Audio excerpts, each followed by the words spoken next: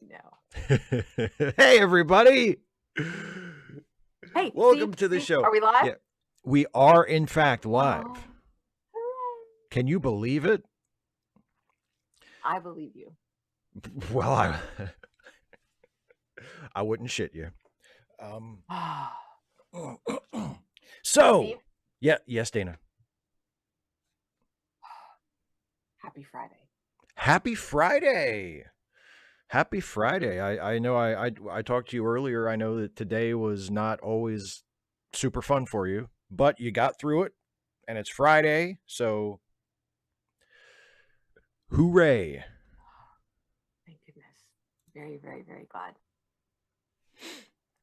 And now we get to watch a funny movie. Yay. Yeah, I was thinking So, about it earlier. yes, I please. I, I like how it centers multiple female characters. And I was thinking also about the fact that it doesn't really pit them against each other. And I really like that. I really like that. They work together. They're a team.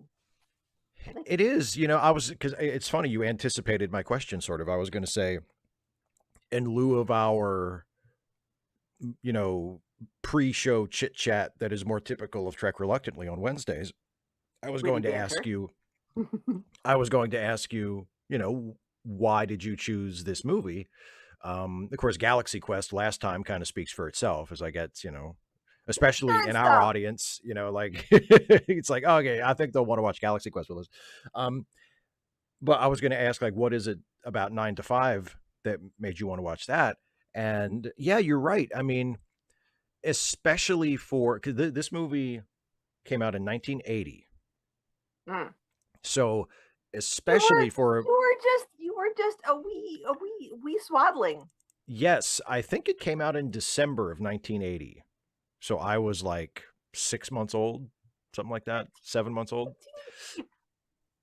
Um, but yeah, it came out in 1980, and for a movie to come out in 1980 and to have a not just a female star, but Mm-hmm. three female stars, like centering on three female, Leads, yes. almost co-leads. Yeah. Um, was very unusual. I mean, God, that doesn't happen as often as it should happen now. I mean, it happens a lot more frequently, but not nearly as often. I mean, nothing close to parody. You know what I mean? Like, there's still way more men-led films than women-led films, let alone women-dominated ensemble films. So Uh, yeah. to the extent that I didn't realize you were saying Parity. I thought Oh you were yes, saying parity, not Parody. parody. Yes, I was parity, thinking as I was in thinking, the only equal. way that Yeah. happens is if it's a parody. Yeah. Well, um, so yeah, and not only was this, I mean, this was a really successful movie. It's not just that it got made and Yeah. it has like a little cult following. No, this was a big mainstream hit movie. Mm-hmm. Um, and was one of those movies that just kind of embedded itself in popular culture and has just kind of been there ever since. There was a couple of years after the movie came out, there was a TV show based on it, Mm-hmm. with Yeah, different you mentioned that. actors, but playing the same characters, and the same general premise that ran for 5 seasons. And then I think wasn't there also a musical? Yes, Steve. You Yeah. know Oh, there that's was right. a That's the musical. one you were in the musical. Yes, you were on. Yes. Well, I know you. I well, So no, clever. I know I that you said thought that you I were. just told you. I know that you were in it, but I couldn't remember if it was like a musical or if it was a different thing or Yeah, what. it was But yeah, it was a musical, not a straight play. But yeah, yeah, and it was fun. I mean, it's a I'm sure. fun movie. It was a fun show. Um, and it's both fun. It's not just fun. It is, I think, deeply meaningful, and I think it's especially resonant. Well, for me right now, just you know, being a teacher is really hard right now, Hmm. and it's one of the things that made today kind of sucky is that I read a book that I thought I was really gonna like, and I didn't, and it was about teaching, and it's called The Teachers, and it's just come out. I think just this month. It might have come out a little bit earlier, and this is just the first I've heard about it, but it came out this year, and I think it came out. Wait, no, we're in April. I think it came out last month. And the one thing that I really didn't like is that it pits teachers against each other. Like, it follows these three teachers, and they're all really hardworking. They go the extra mile, and it shows how much they struggle to provide effective instruction for their students and to meet their students' needs, given the resources that they got. And but part of their struggle is that the other teachers that they work with essentially don't do their jobs. And so it's like these opposite ends of the spectrum. There's no middle ground. There are no teachers who are competent, who do their jobs the best that they can and struggle through, and but don't like come in on the weekends, stay late, go to all the games, and give up having any sort of family life, because all three of these teachers have challenges with their families and with their personal lives, because they feel that they choose to be so dedicated to their employment that they make sacrifices and they harm those other relationships. So that was really disappointing for me.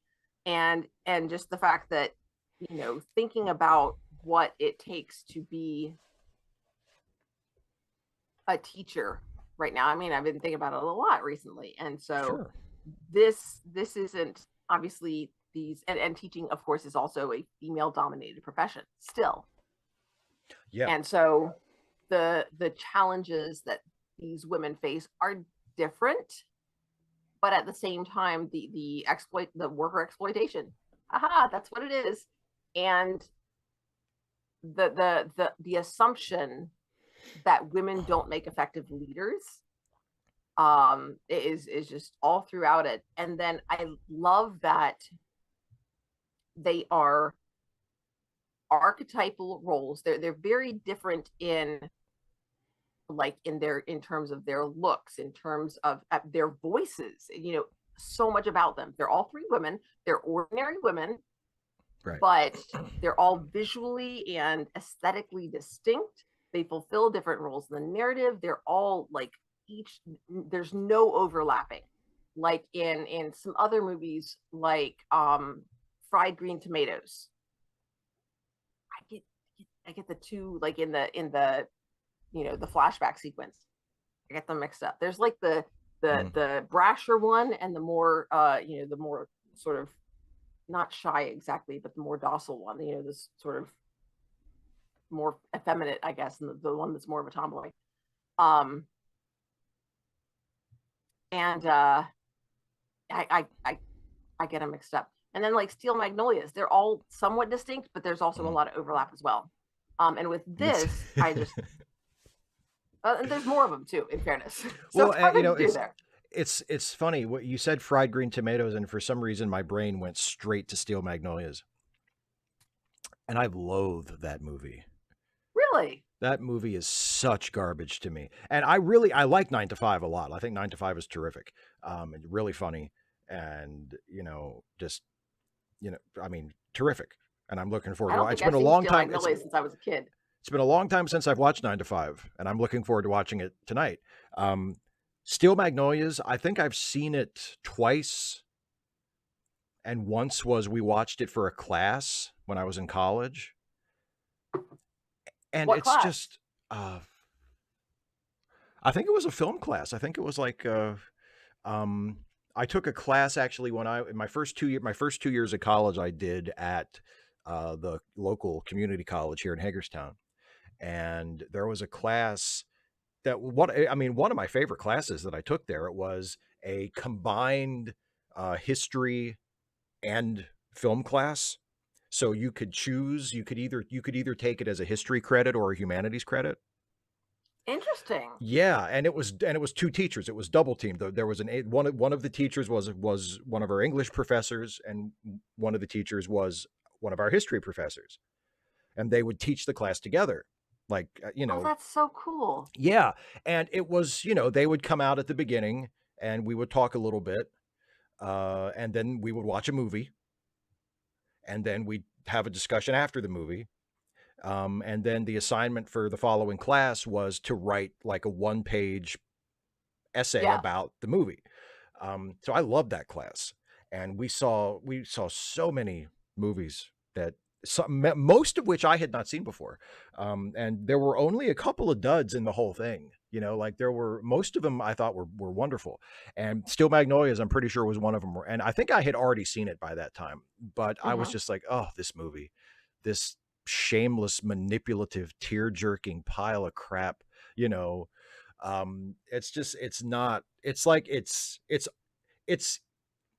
it's phony, you know, like there's no truth in it. It's just it's manipulative and cynical, and you know, oh, isn't it sad, isn't it sad? It's like, motherfucker, like you can always make it I don't. sad by killing, you can always make it sad by killing one of the people, you know what I mean? Like it's like love, it's not as bad as Love Story.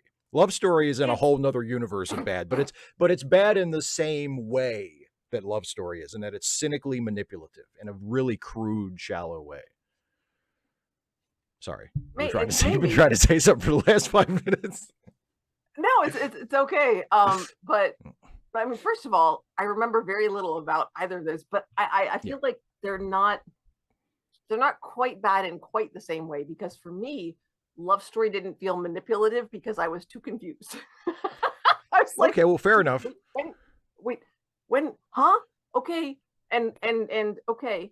Um, I mean, I do remember that what's her name has Julie Roberts' character has Yes. cancer, and she Yes. refuses chemo treatments because she wants to have a baby. I don't remember if she was already pregnant when she found out.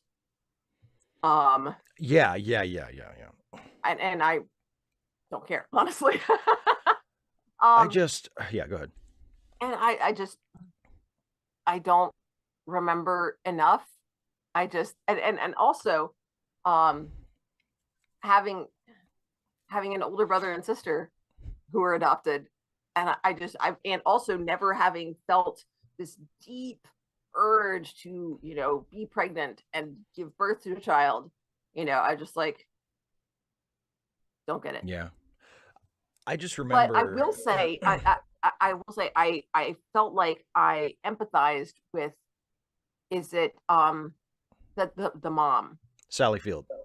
Sally Field's character, because and again, some of this, like I said, I don't remember, but it's, you can't live your kids' life, you can't live somebody else's life for them, and as a parent, that's really hard. When you're making the wrong choice, I'll because tell you. and that's something I go through as a teacher, and now as a Yes. parent as well. You can't make them do it. Mhm. Yeah. Or you can't do it for them. Um, And if you do make them do it, that's bad. That's not good parenting. I'll tell you who I empathized with. Sally Field, the actor. Not Sally Field's character. I couldn't have given less of a shit about any of the characters in that movie. But I genuinely love Sally Field as an actor. I think she's great. And I've liked her in a lot of stuff. We actually, another movie that we watched during that film class I mentioned was Norma Ray, which, I mean, God, fantastic Sally Field movie. And I feel bad for Sally Field, the actor. And I don't know how she feels about Steel Magnolias. I would imagine she would say only nice things about it because it was a very popular movie, you know, and And because she she's a and she's a professional. mm-hmm. She got a lot of praise about it, you know. Um, but I just remember watching that scene after it's when her character has like her breakdown after the funeral, you know, after they've buried Julia Roberts. Spoiler Her alert. daughter, yeah. After they planted her daughter, and she has like this breakdown after the funeral where she's like, it's not fair and why, and you know, and she's doing the best she can with it, but the script is just such dog shit. It's like, you know, the greatest actor in the world would have trouble making something out of this. Like there sometimes you just can't make chicken salad out of chicken shit. And Sally Field was trying, and she probably did as good as anybody could have. But it's just Mm-hmm. like, God, I have such empathy for any performer that is just trying to do something with this, trying to get this to where it needs to be, and it's just not possible.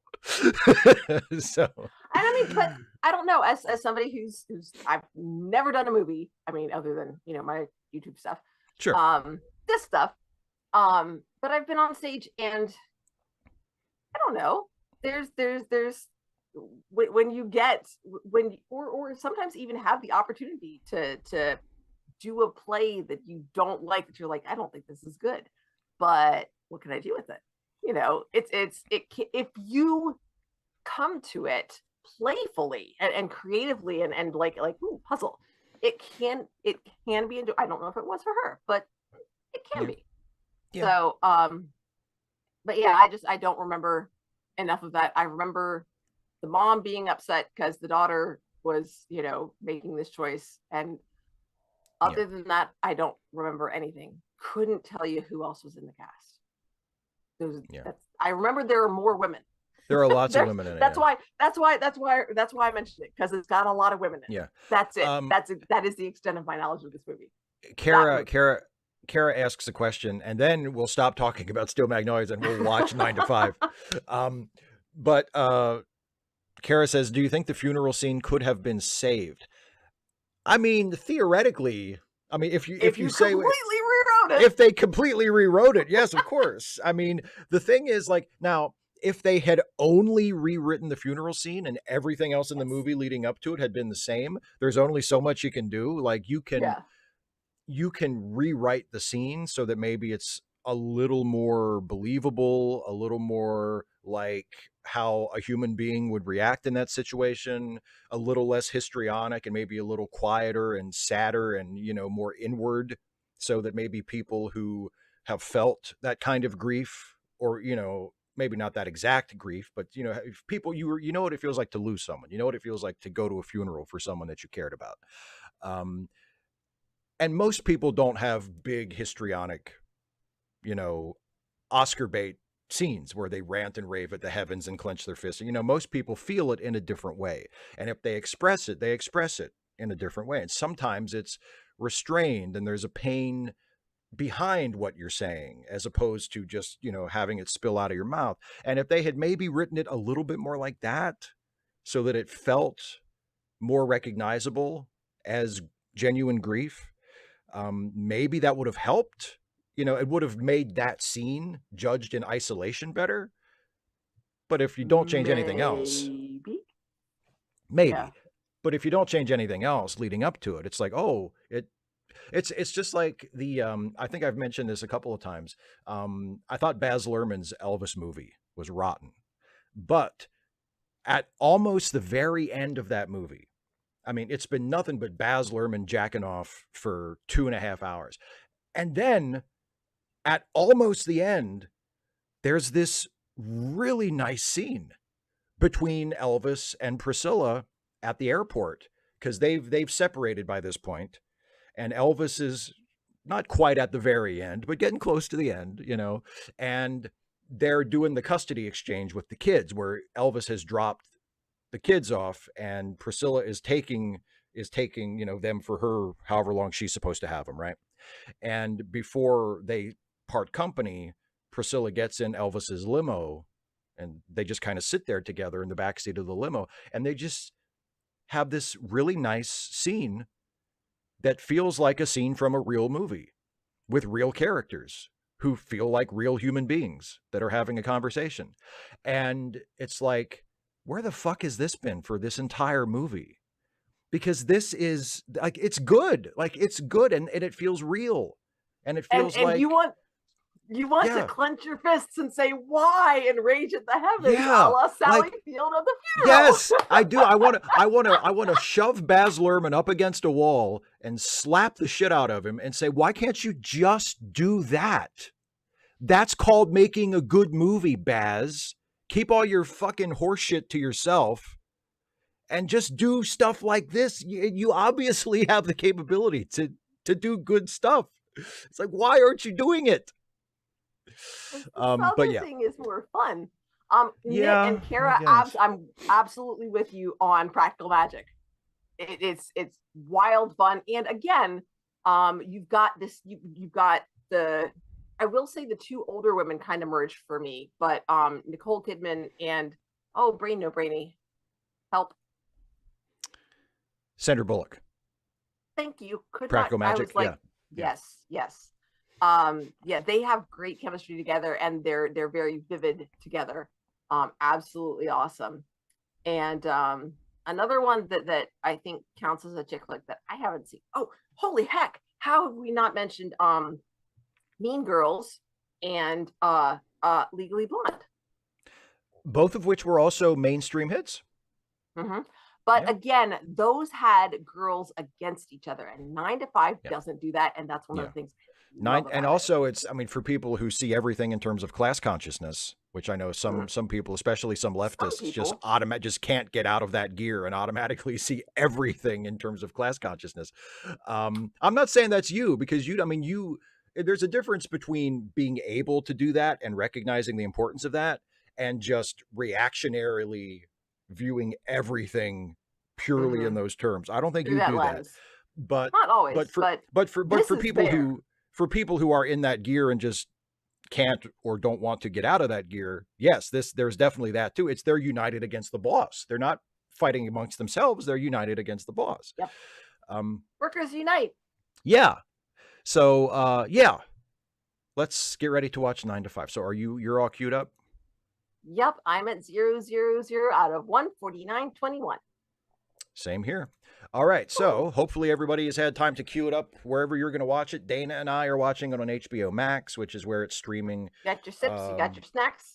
Streaming here in the US. However you all are watching it, if you're watching it on another service, or you rented it somewhere, or you have a DVD or a Blu-ray, whatever, hopefully you're there and you're paused at 000. And just like on Trek Reluctantly, I will count us in from 3. I'll do 3, 2, 1, play, and we'll all hit play when I say play. And we will watch 9 to 5. You ready? Yes. All right. Here we go. 3, 2, 1, play.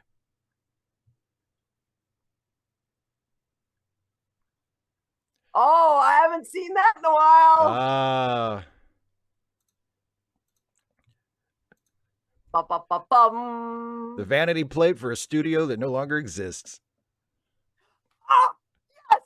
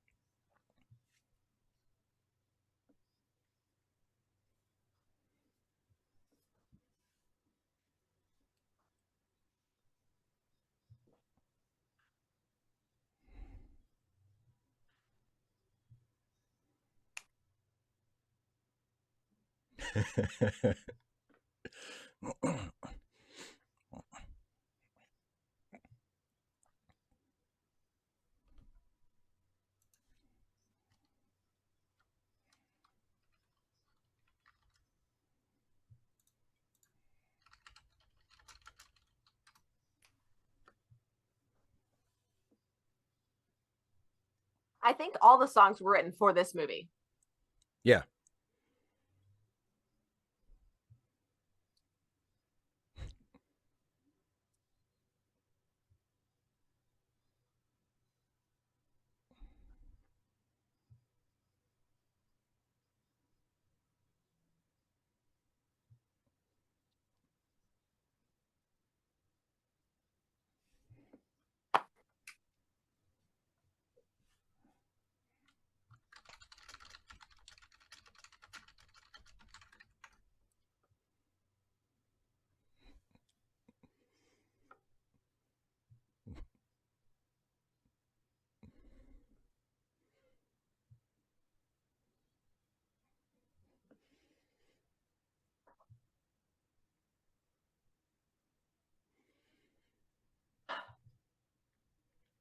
white hat. Our hero. Yes.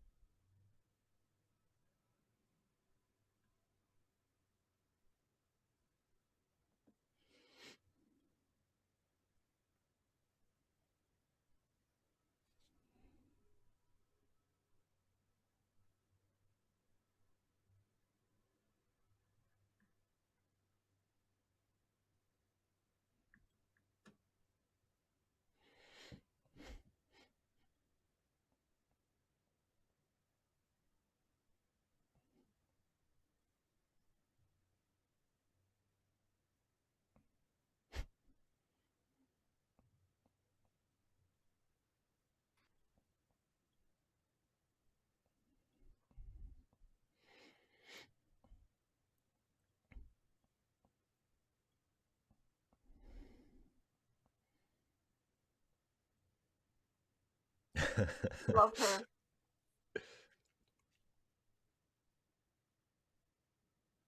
I love them both, actually. Just snuck on by.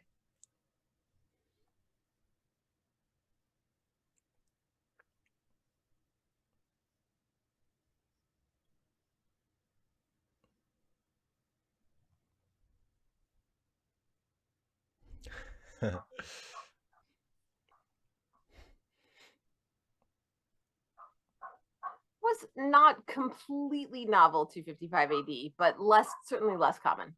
Yeah.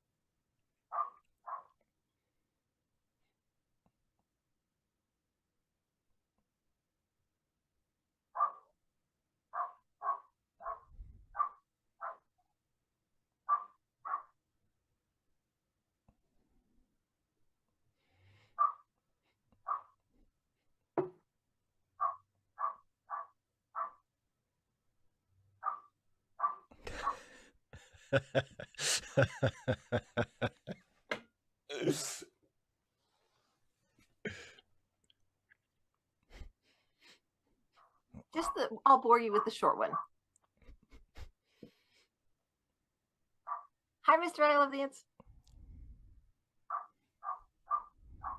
Love the mixed metaphors there. Yeah.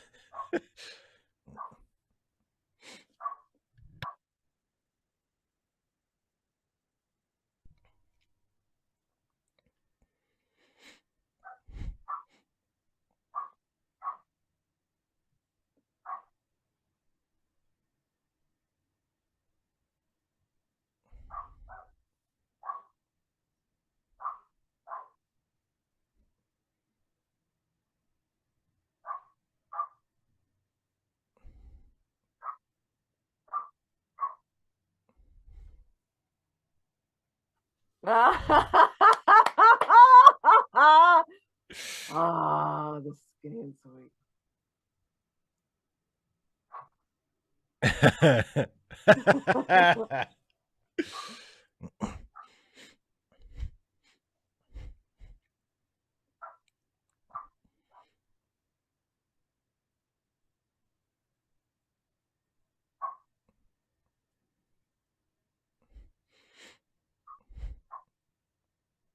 Hi, David. We're watching 9 to 5.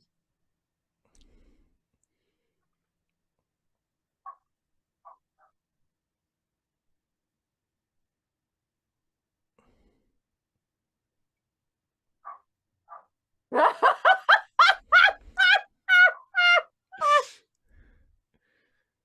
don't have those.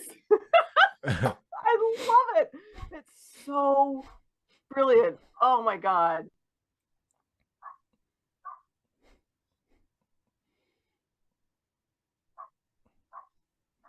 I can do it. I can do it. Oh, bless you.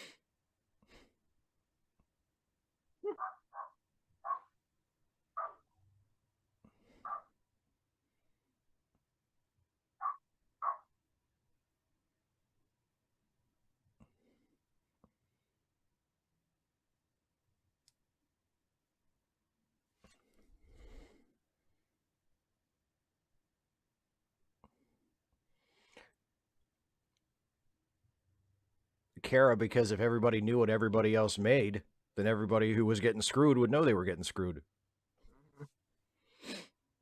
And yet, your 5580, I think you're probably right that this was like the tail end of the computer-less office era.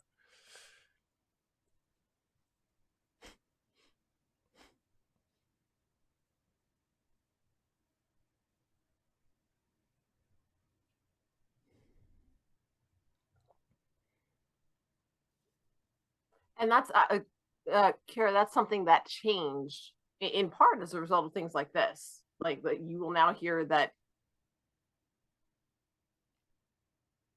people talk about, there's still sort of a stigma against it.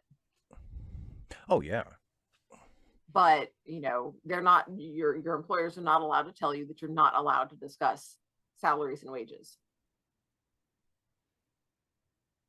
David, Steve, do you have the time code up like you usually? Yeah, do? the time code is up there.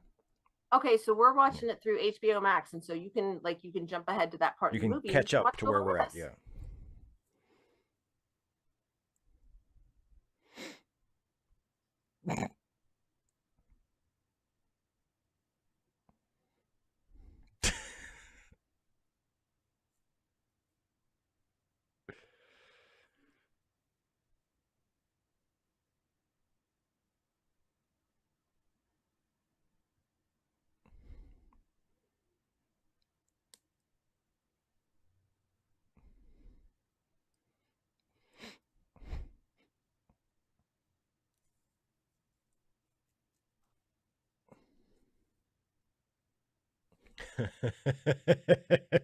Although I will point out that she has actually, I mean, because her character's married.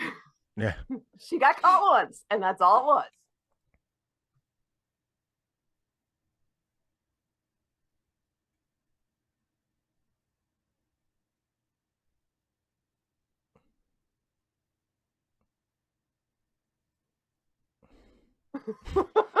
Just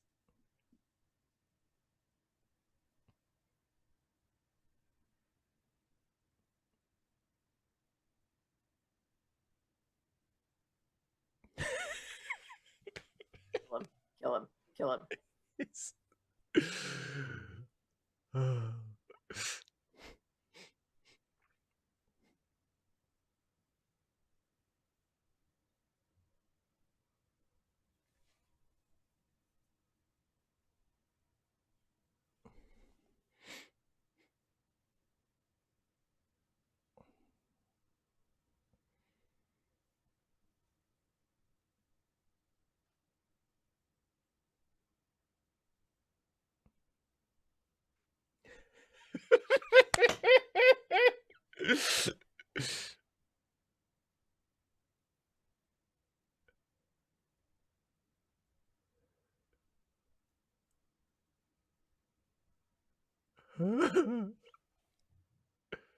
I tripped.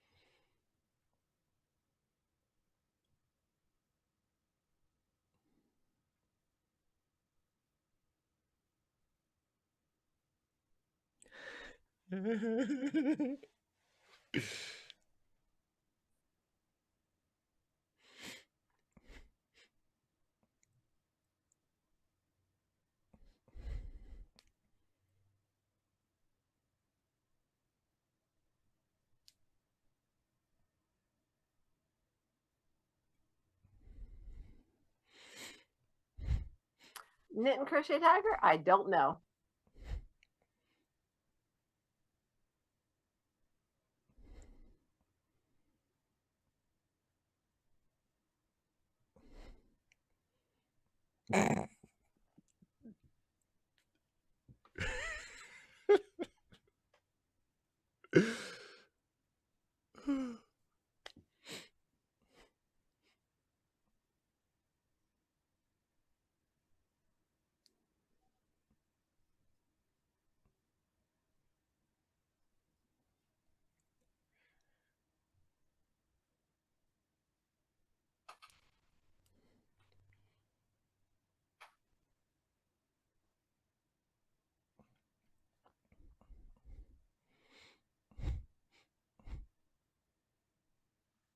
I am so grateful. That Xerox technology has advanced since this time. Gosh, so much. Yeah.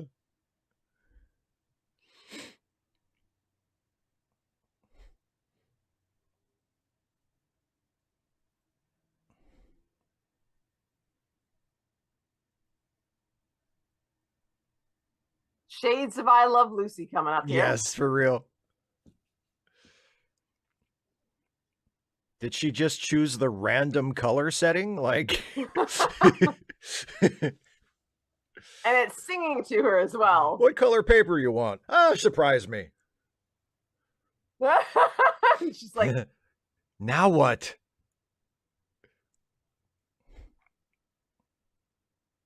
she's doing great. She looks absolutely terrified.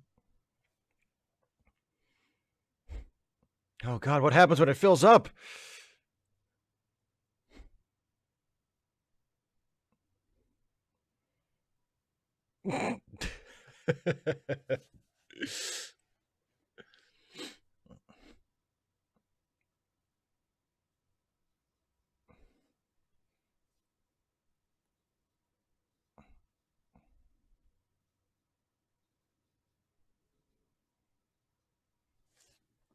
No, it's like whack-a-mole, the papers. Turns out that was her office hazing.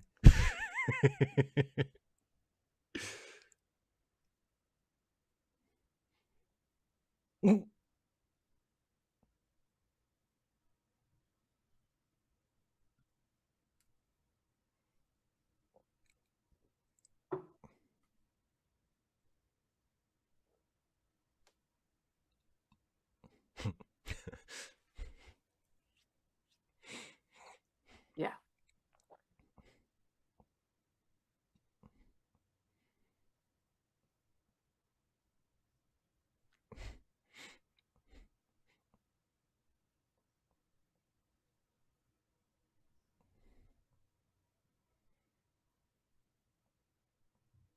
I was thinking the fudge. Yeah, the candy. Yeah.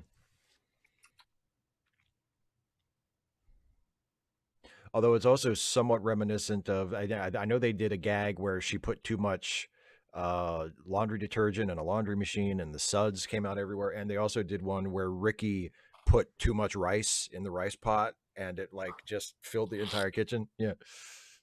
Now, see, this was before dishwashers. Otherwise, they could have done one where they put like the soap that you use for washing dishes by hand Oh, in the yeah. dishwasher. Yeah. That's a classic.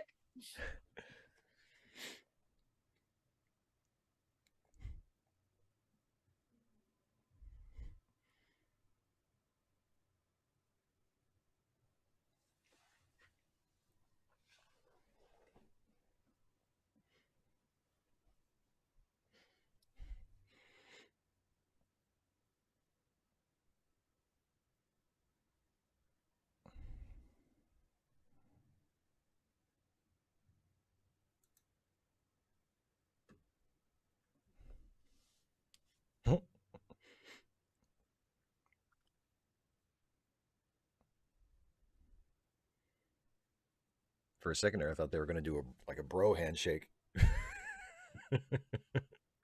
I think this is before that era. No, they were shaking hands like this all throughout the 70s. What are you talking about? Fist bump.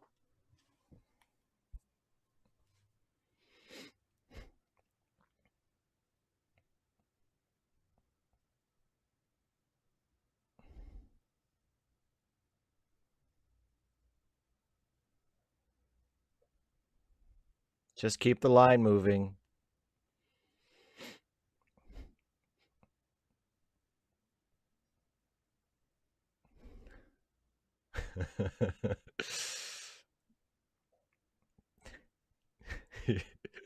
Just having breakfast.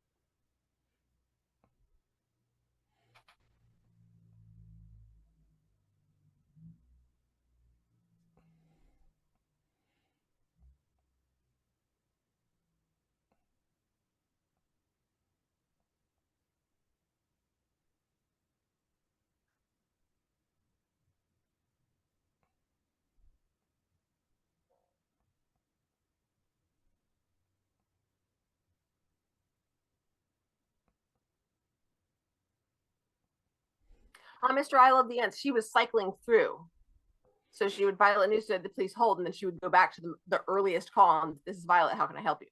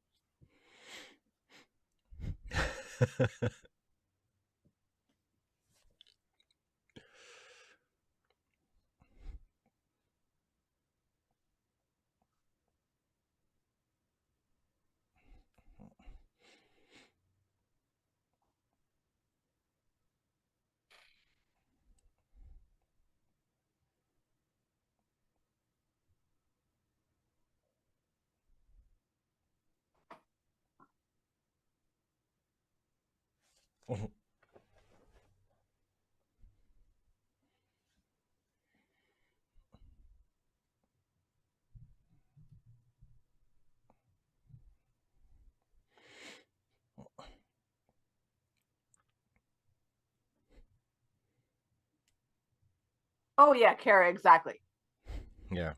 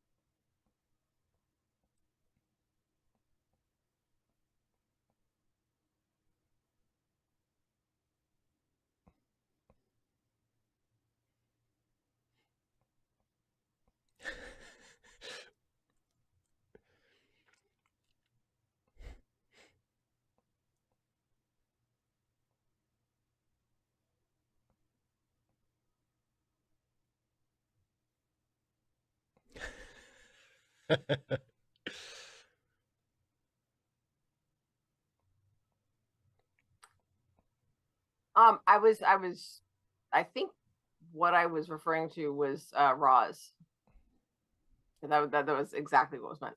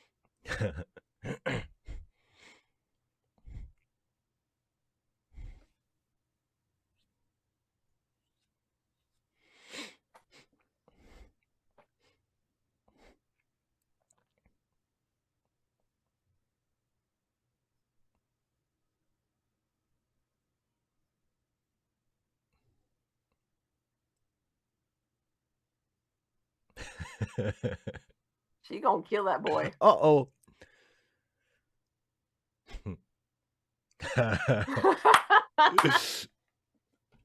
Kill him, Dorley.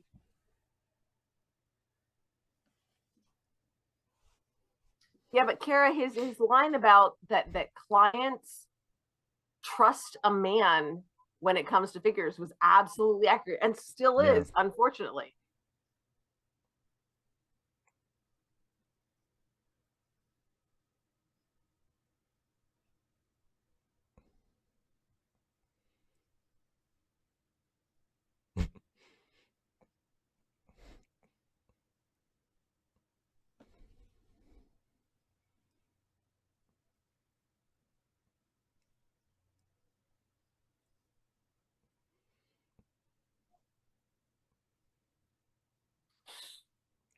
Go, Dolly! Hello, Dolly. I love his reaction. His like shit.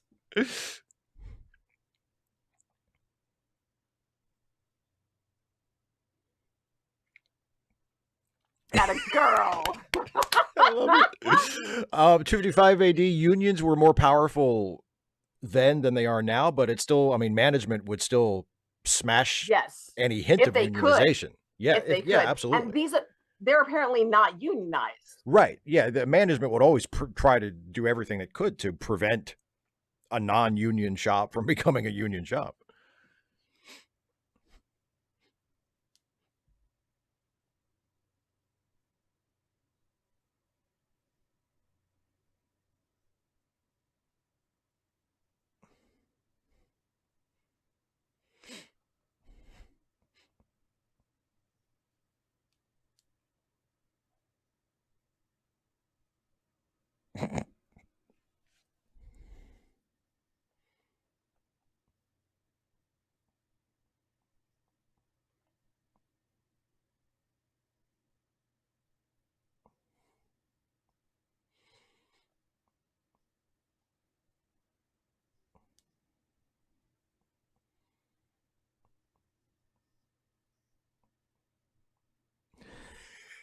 That girl.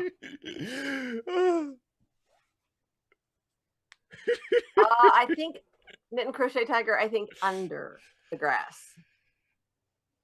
Oh, and yeah. here we go. Bonding over booze.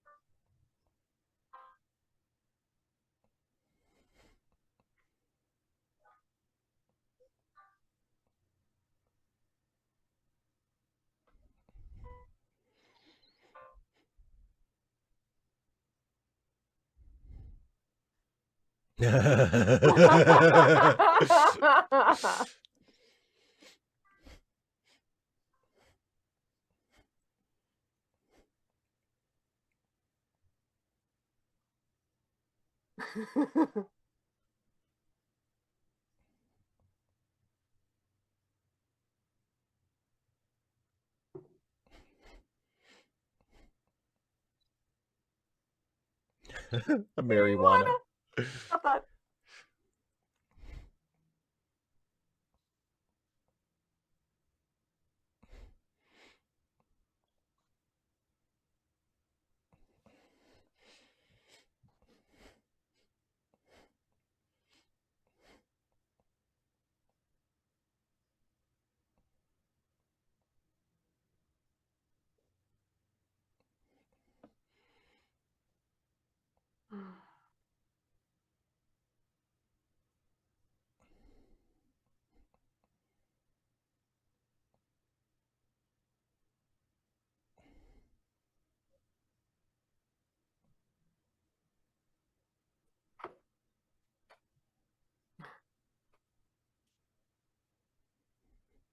$2.55 a D, yes. They're Yeah. puff puff pass. Yeah.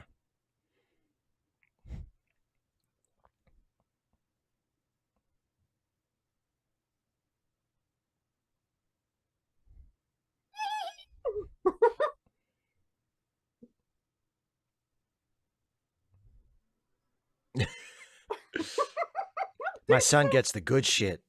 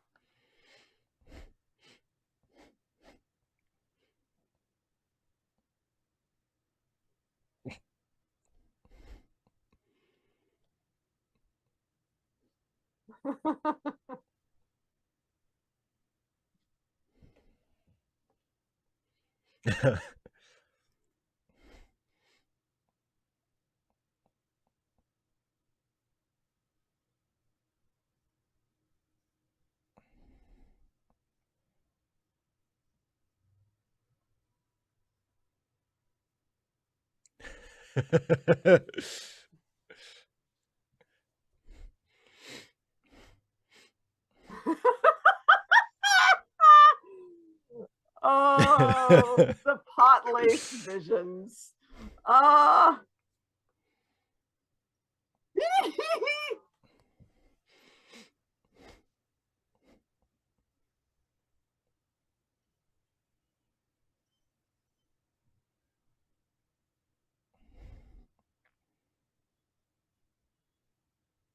Kill the beast! Kill the beast!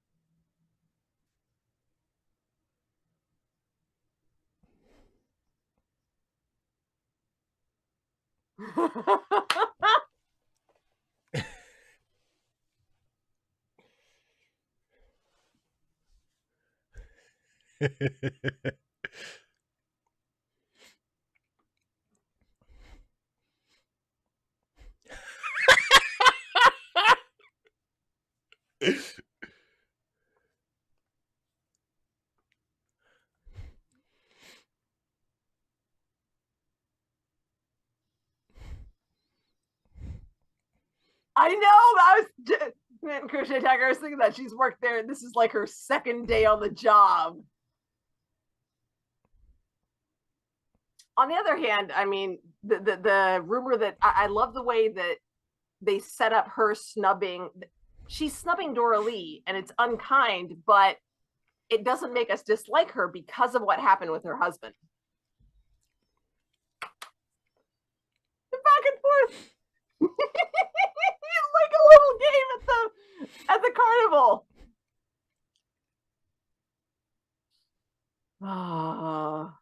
Oh, so good.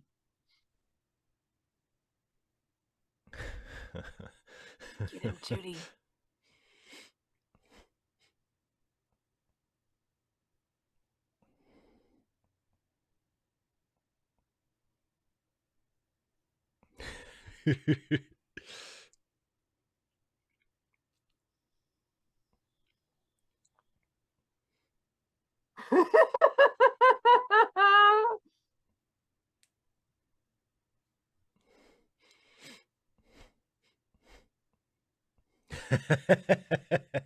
Got the munchies.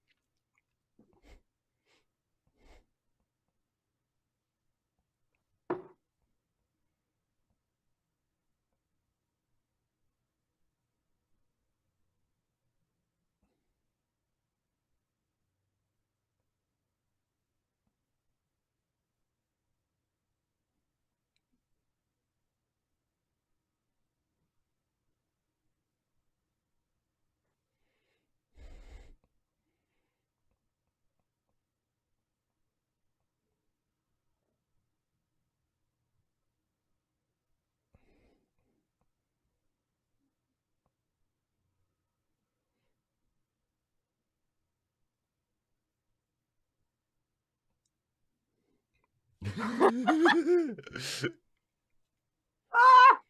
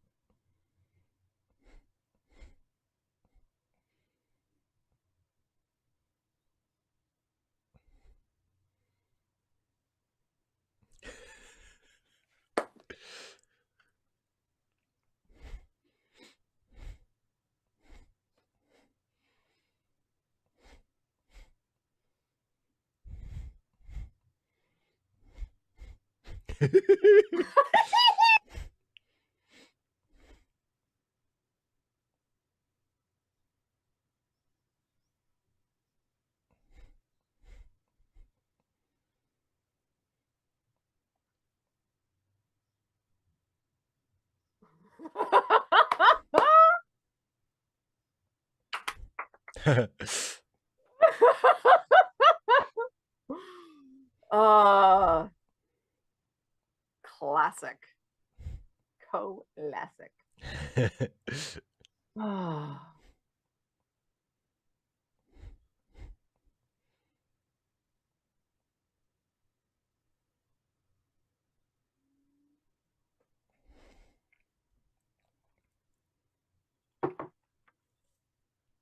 Somewhat, but essentially it's that masculine behavior is prized, but a nice lady grows out of it.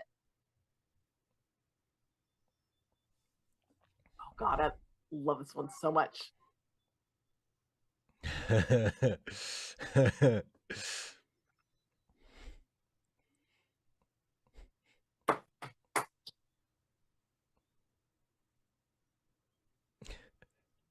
And it's like so perfect for the era. Yeah.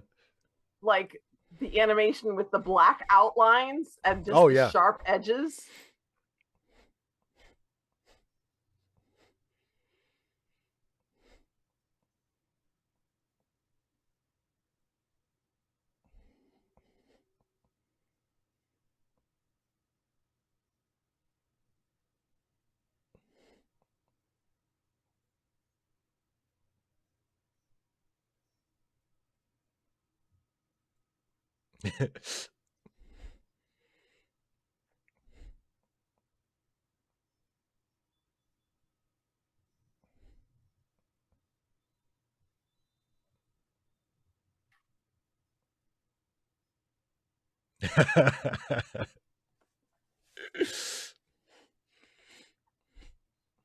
I'm curious about the print on her skirt.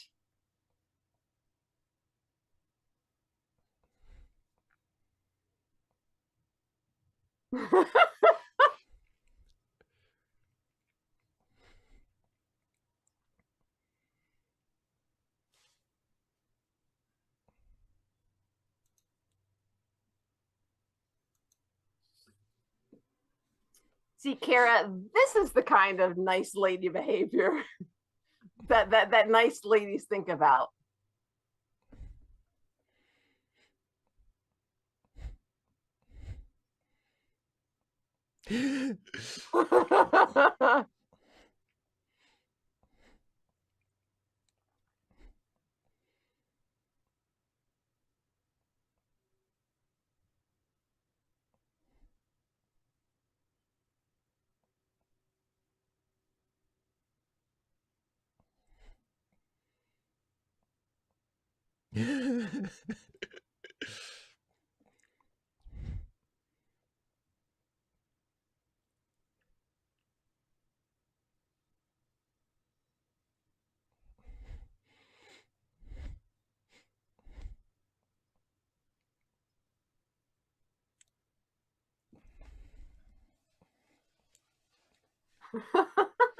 Oh no! Oh no! Whatever shall we do?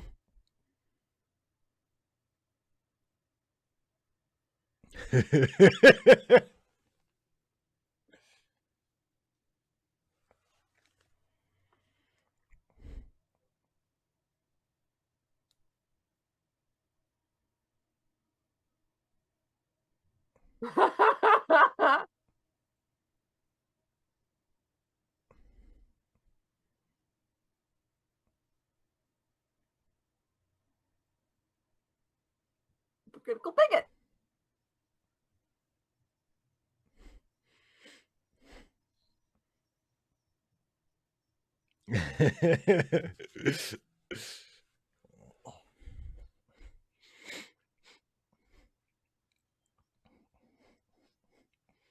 R.I.P.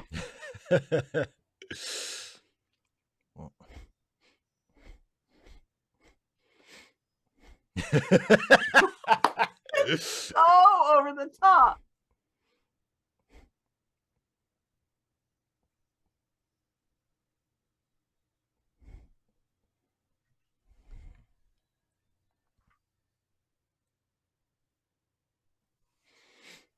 Hip hip hurrah!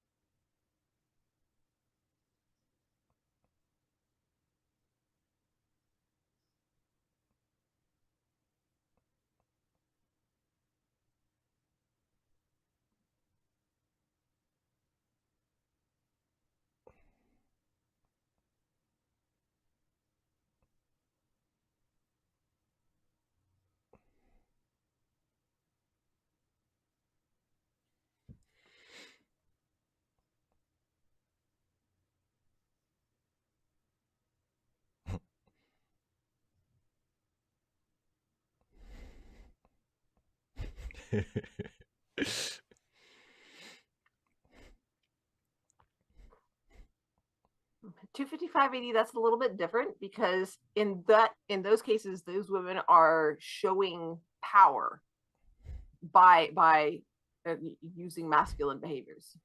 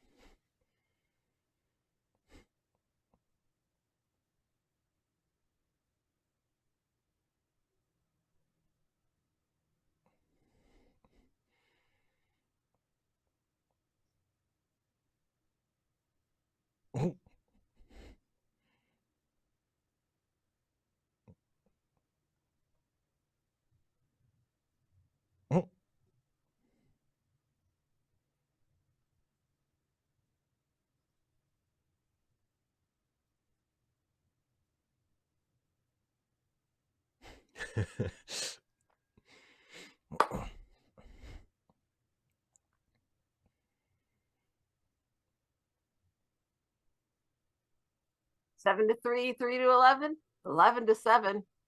Shift work.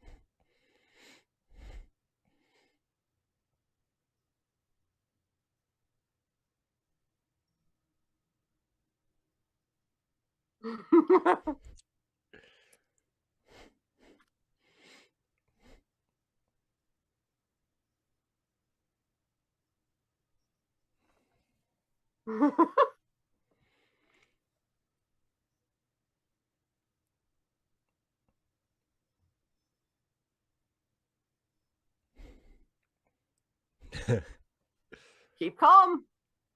Keep calm.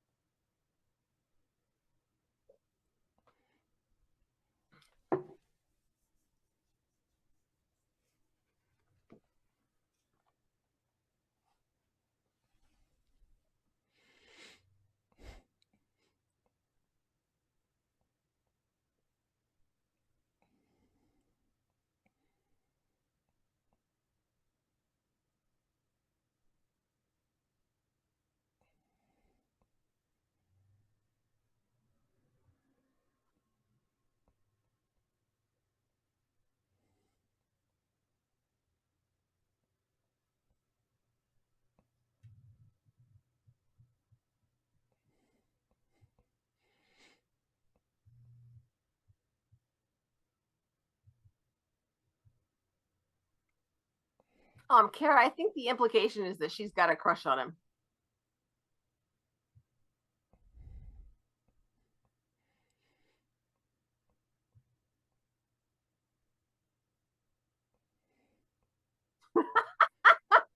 How about that for the times? Yeah. Smoking in a hospital.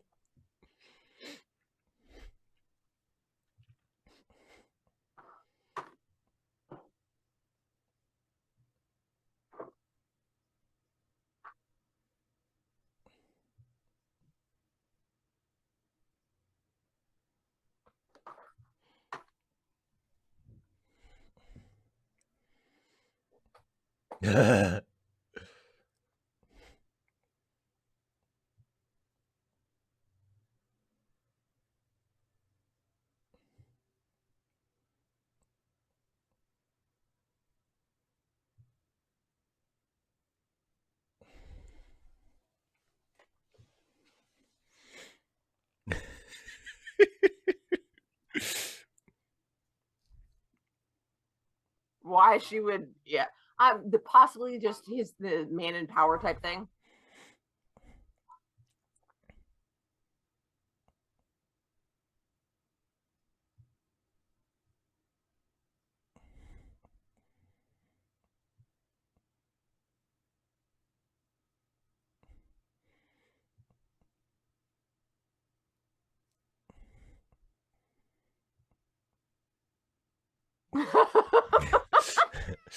And they don't gainsay her on that one.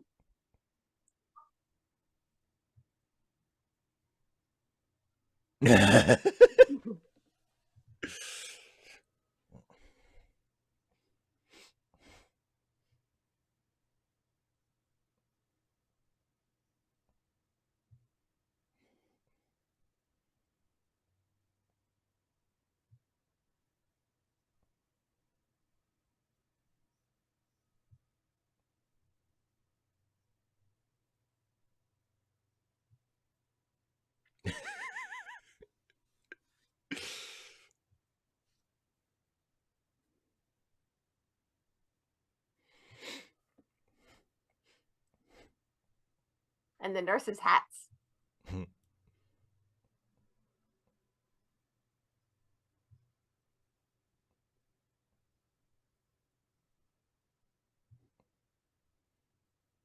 Just leave him sitting in the hall. What's he gonna do? Get up and go away? Well, good point. I mean, he's strapped in there pretty good.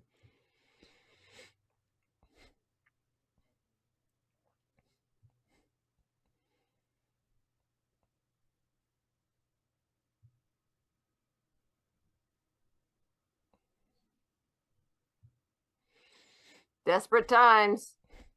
Indeed. Go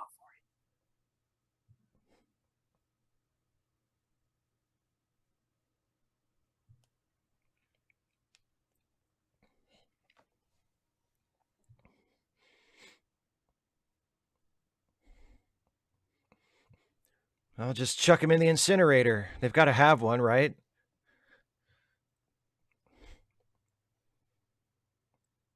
I don't know what I'm doing. Yeah. Just stealing a corpse. Don't mind me. I assumed I would come up with a plan on the fly. It's just not happening.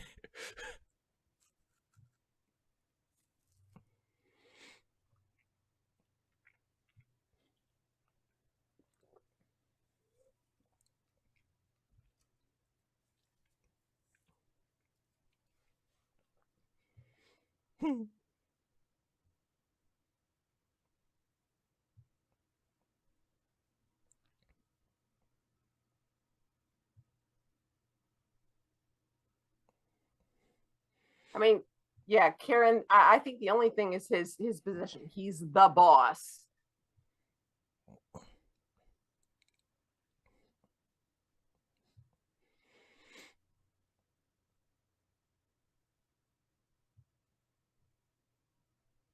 Uh, 255 Ross has a crush on the boss.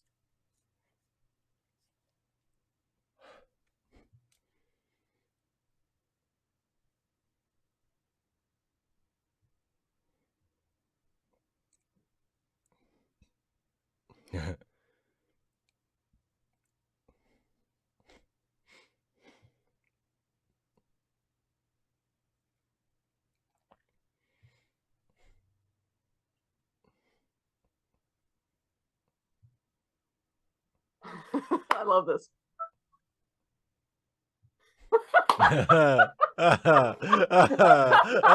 Just and her delivery on that absolutely makes it.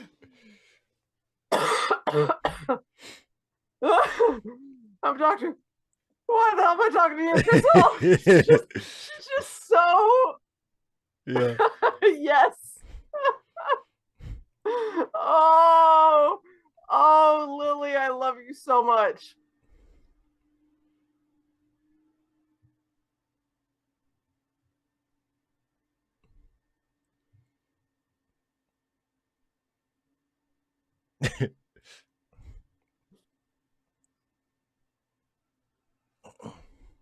Oh my gracious.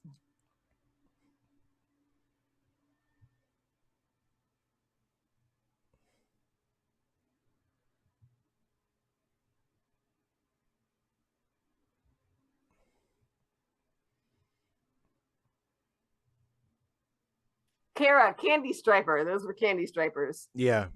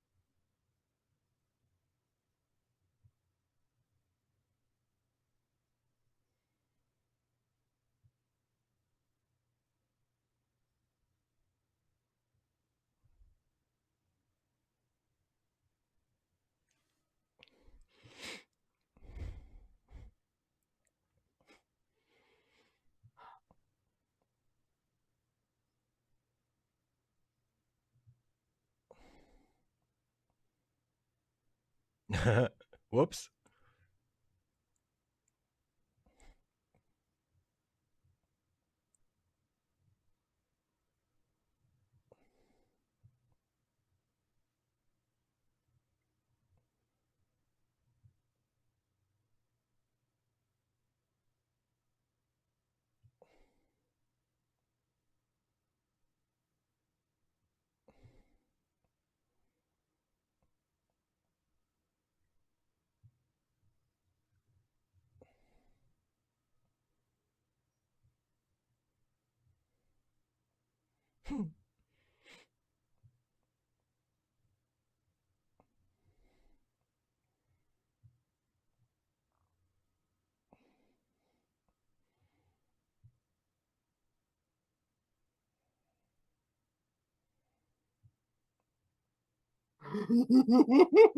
Yes, it is. She's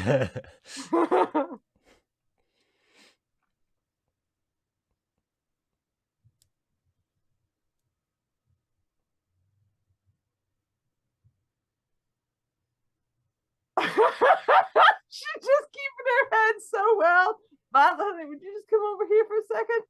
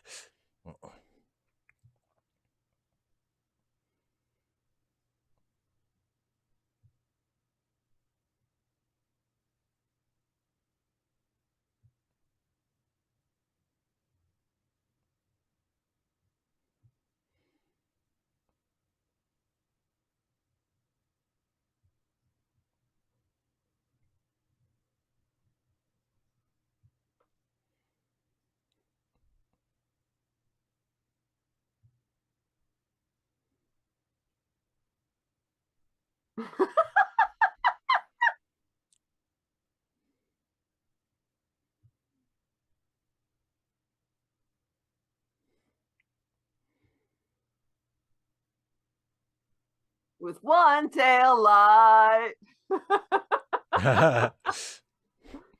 Oh.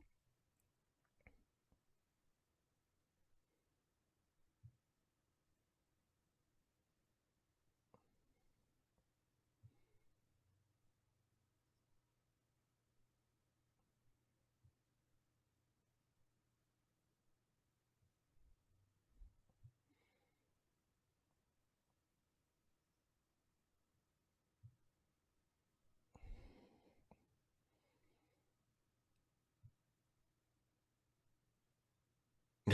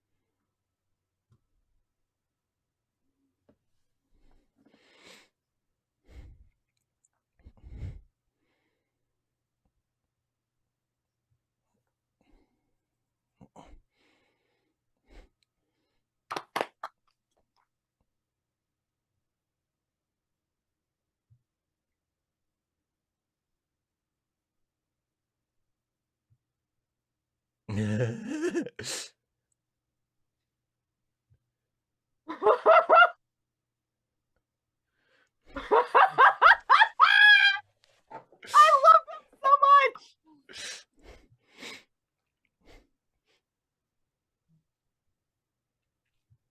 Ah.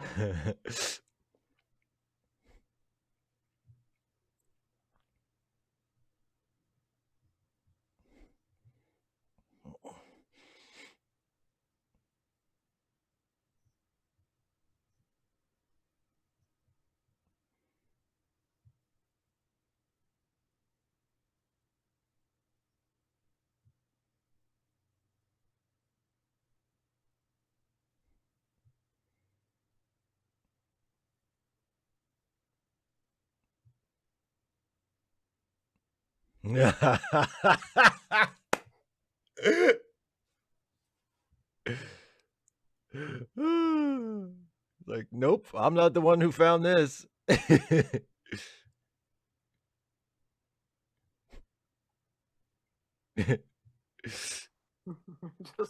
we got another one. Yeah, happens all the time, I guess.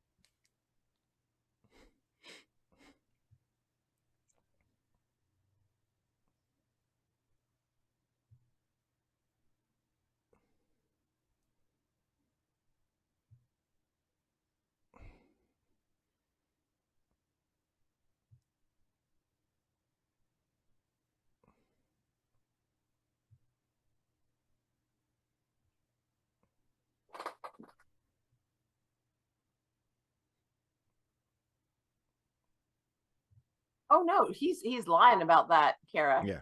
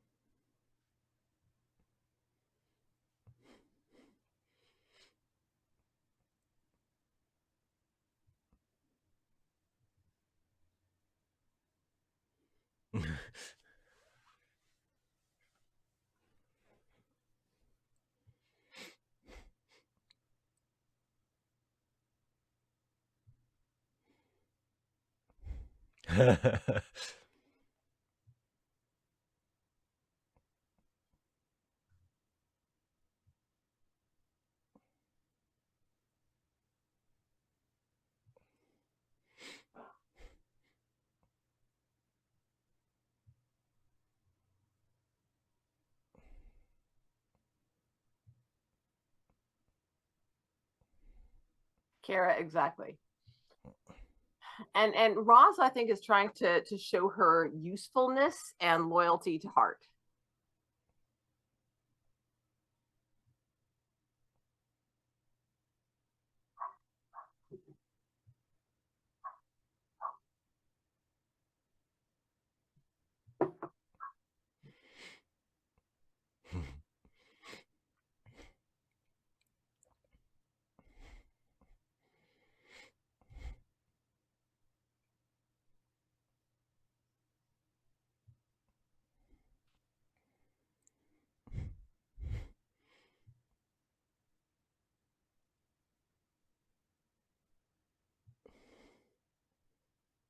I've never understood why you can't just like blah blah blah. I know that never happens in movies, does it?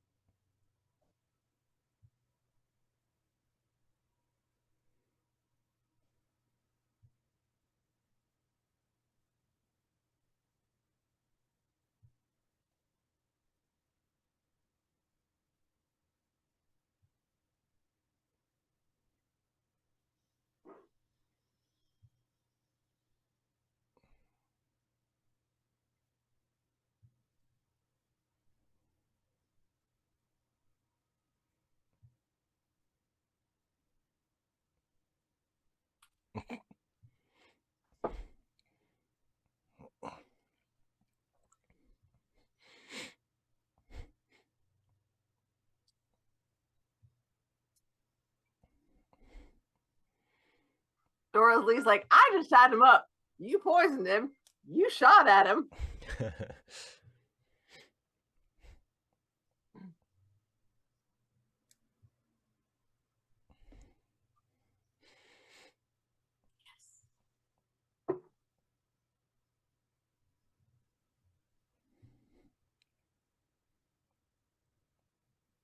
leave him in the car.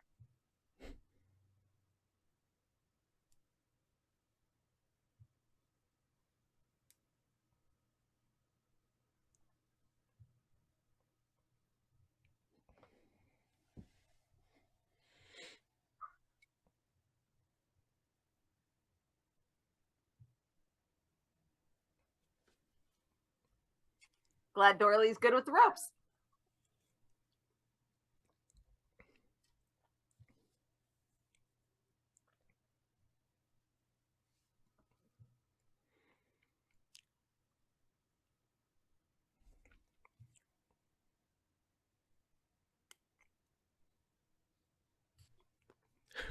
Sounds good to me, Dora.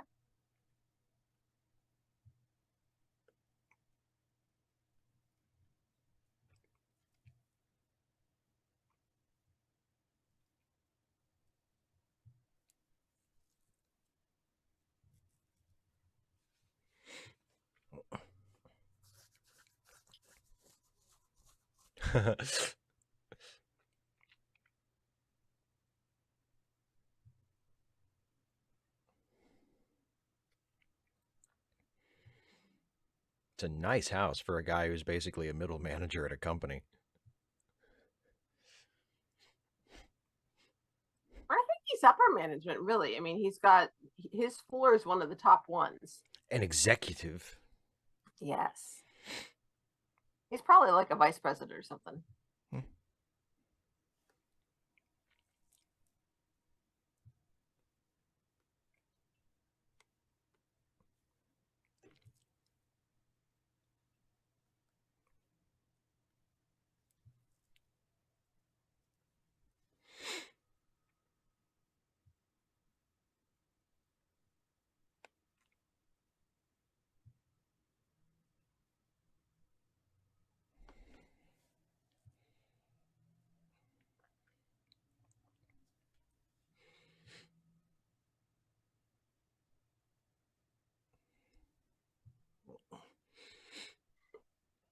Mr. Isle of the Ants, only Violet does, and her kids are teenagers.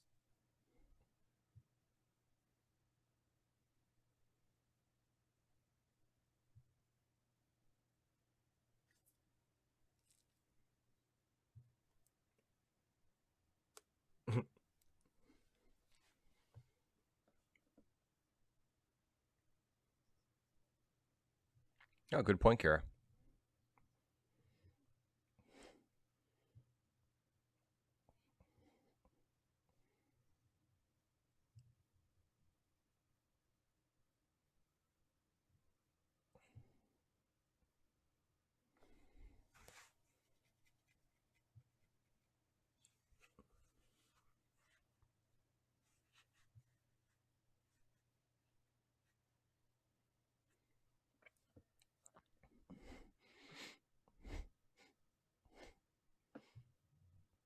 You ever read Gerald's Game?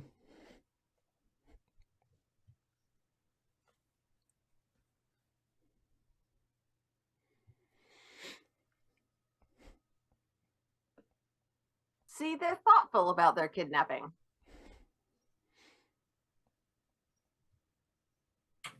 Oh yeah, I remember some of this.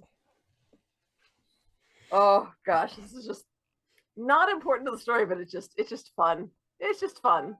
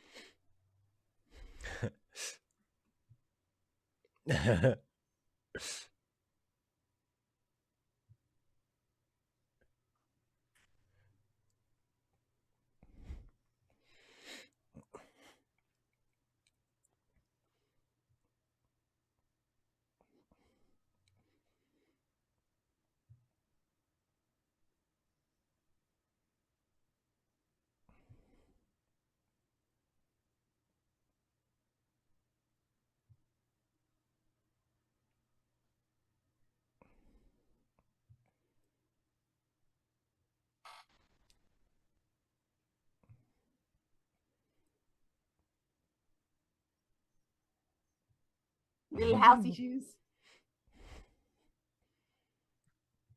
I mean, it really is Mr. I Love the Ants. you have to know who's in charge.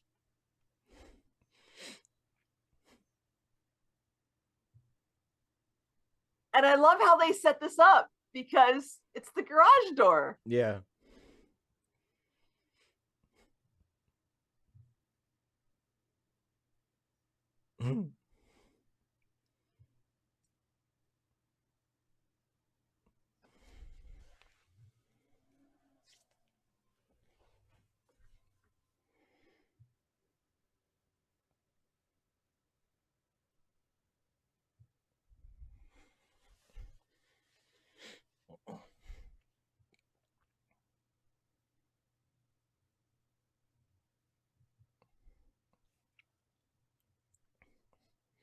No, Mister, I love the ants.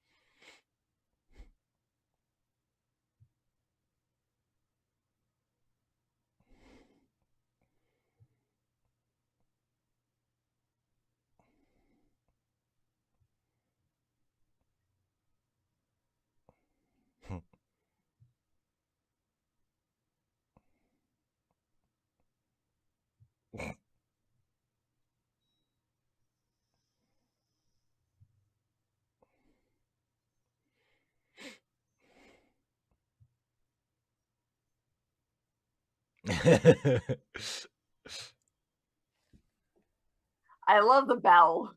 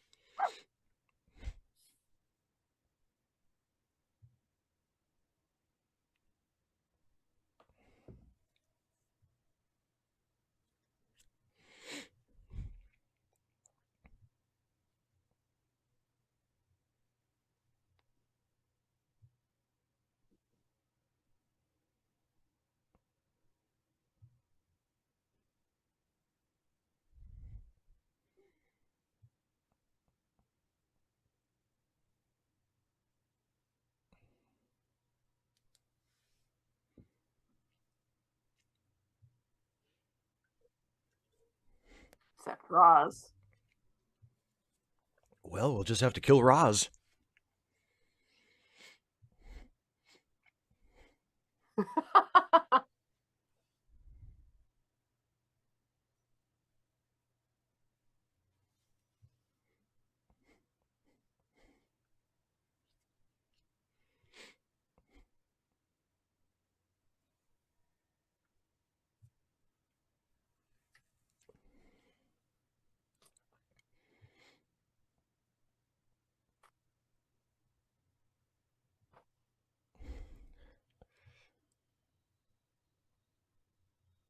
And they're going to make her into an executive.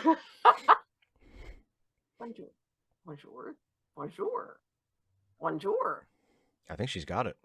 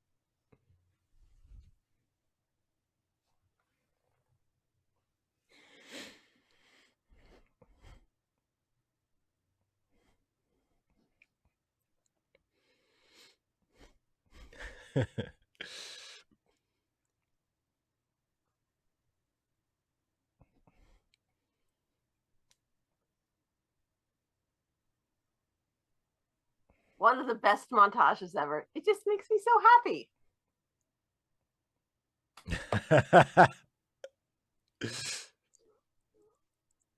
Days of our lives.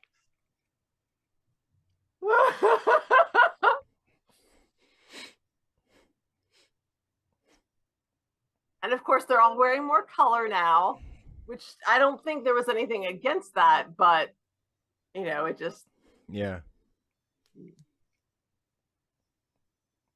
And the timeshare, that's right.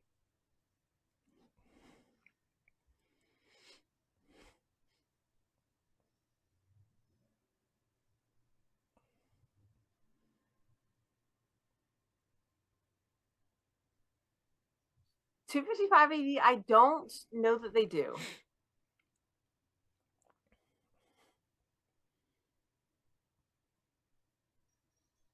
Well, it would be hard to unionize. I mean, even if like their department manager is out of the office, it would be hard to unionize without, they couldn't just do it in secret. Yeah, that's a bigger story, honestly. Yeah. Yeah.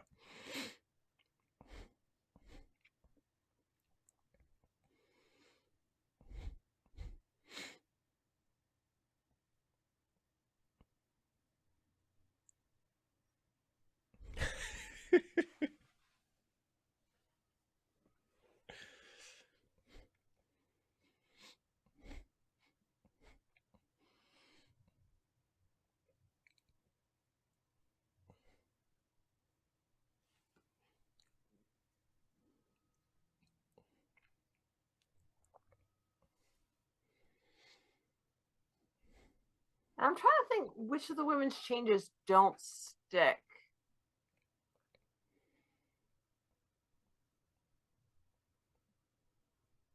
And also, this is Hart's house. Of course, I guess he's got a wife. Maybe she's got the nail file.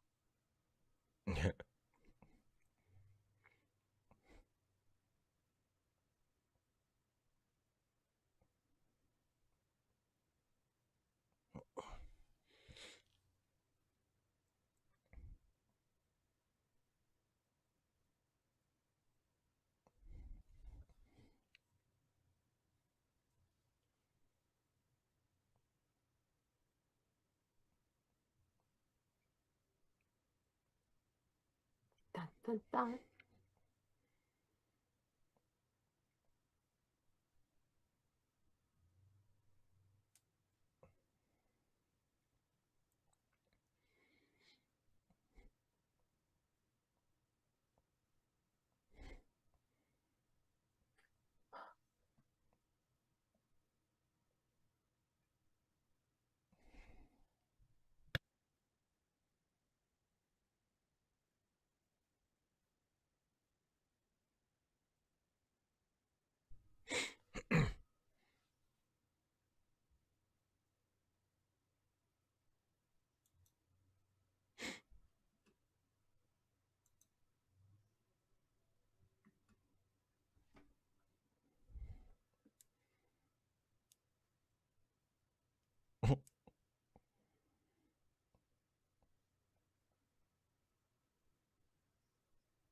Mm-hmm.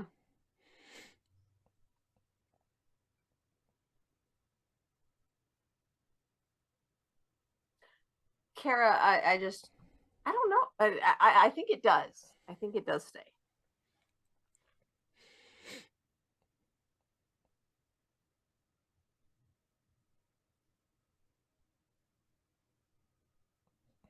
Good for her.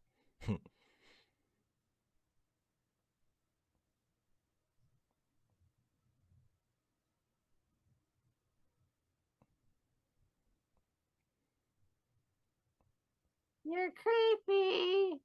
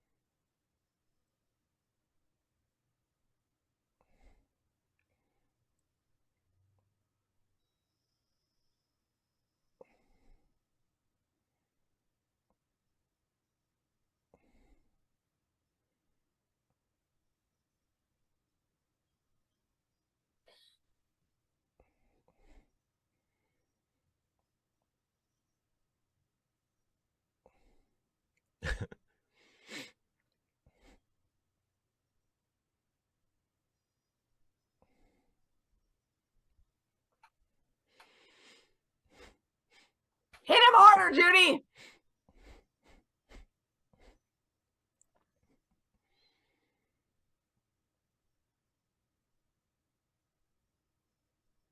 Dick the dick.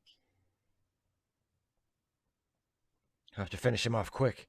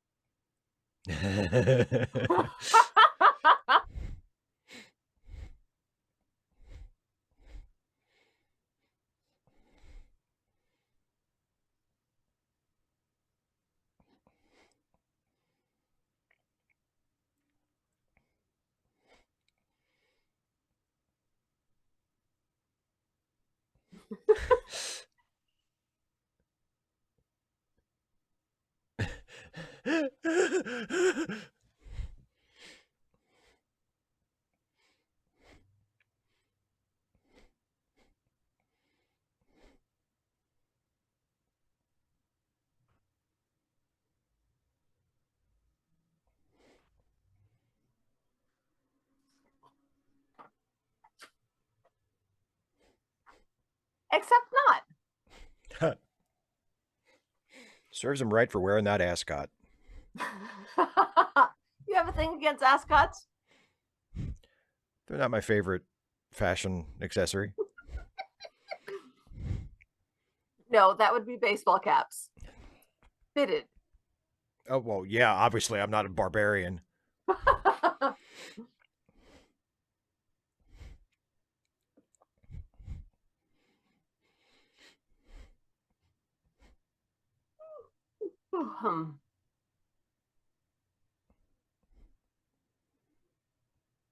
Uh-oh. The missus is back.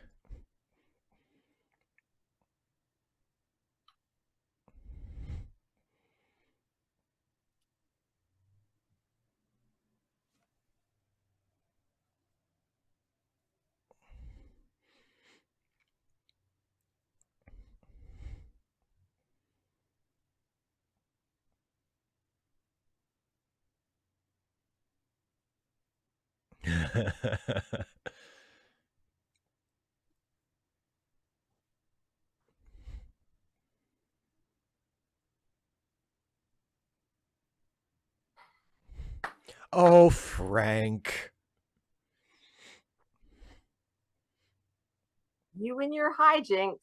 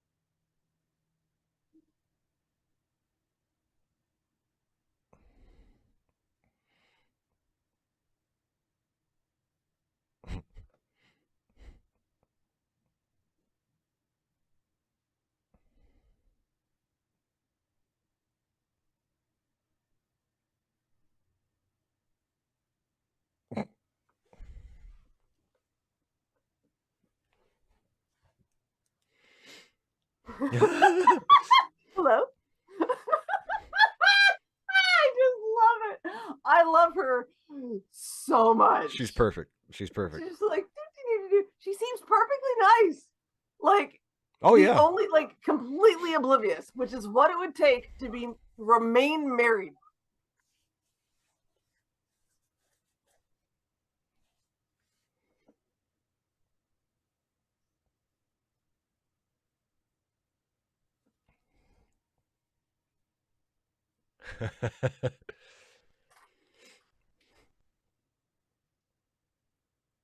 It's an exercise routine, Kara.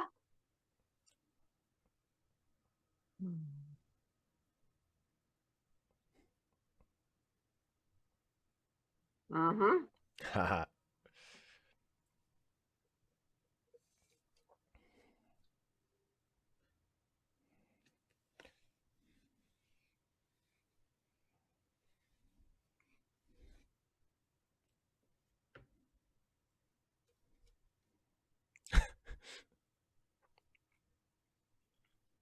Uh-oh. Dun dun dun.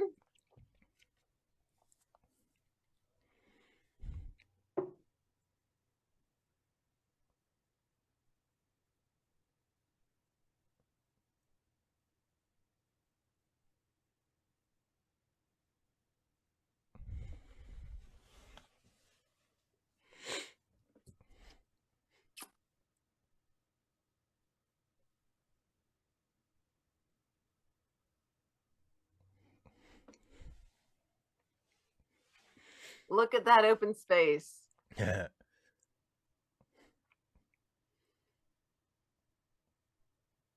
Nice disability representation. I mean, very visible. Yeah.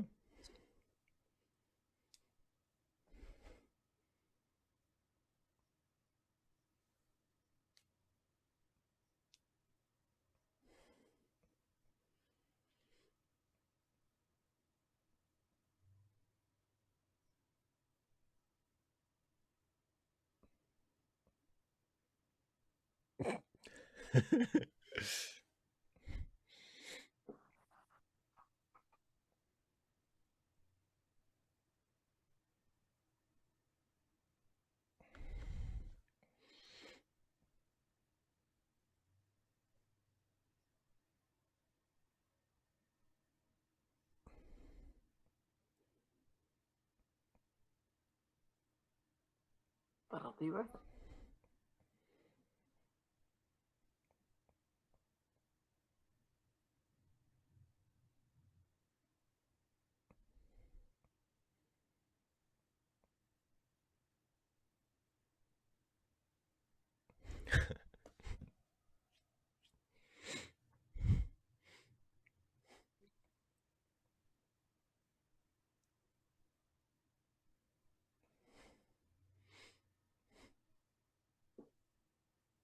Colonel Sanders is here.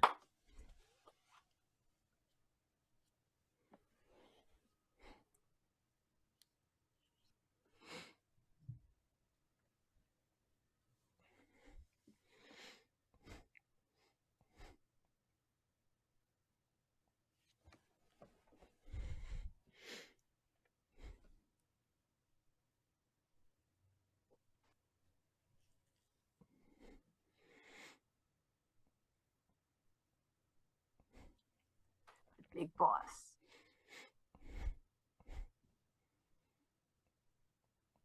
I love this so much. Who It's stole my so recipe? Chick-fil-A doesn't do it justice. They changed it and now it sucks.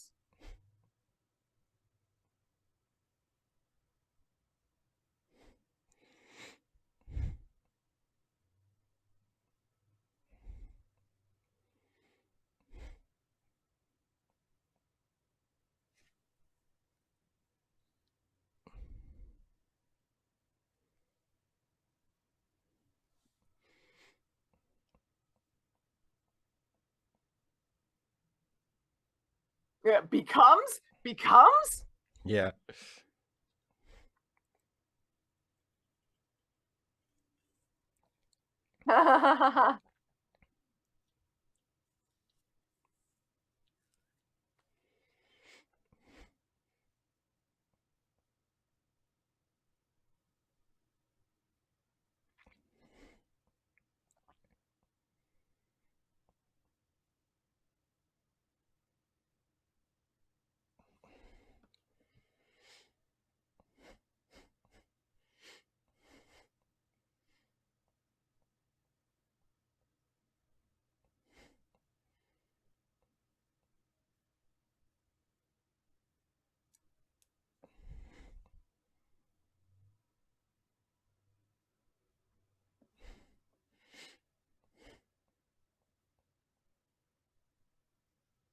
He reveals.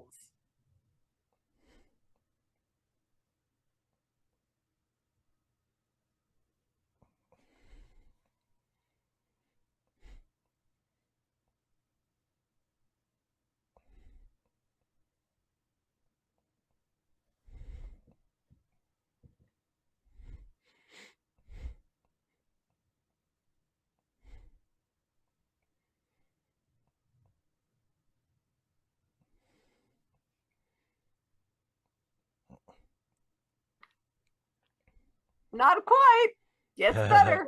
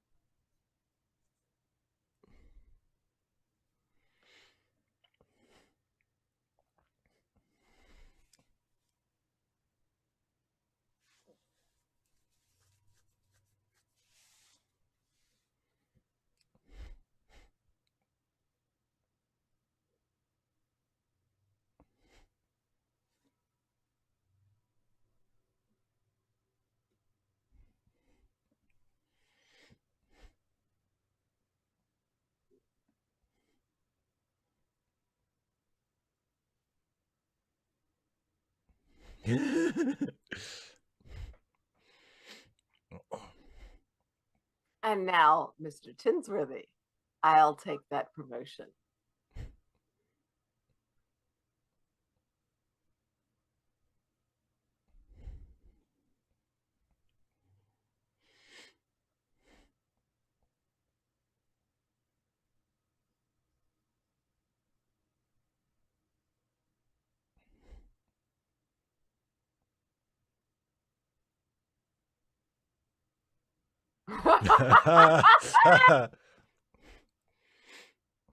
They should have taught her Portuguese.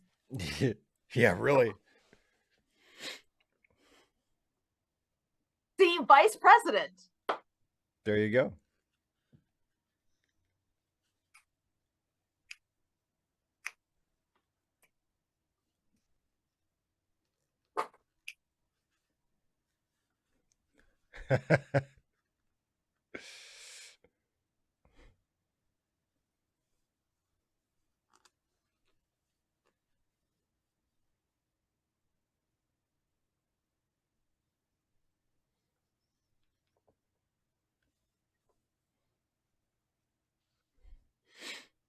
And here we get some racism. A little bit.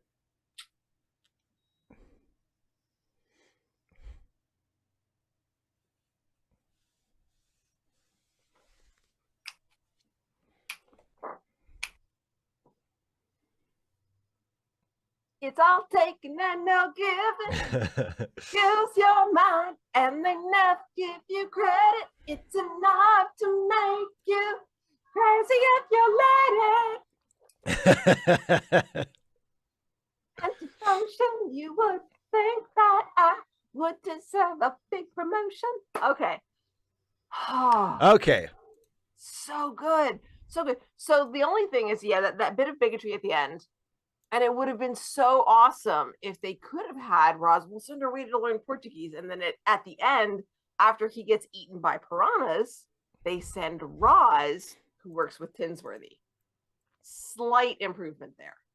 Yeah, I do think, yeah, if you just change the reference to he was abducted by a tribe and make that like, Yeah. oh, he fell in the river, he was eaten by Amazons, he was skeletonized in seconds, you know, like There you go. he was eaten by piranha.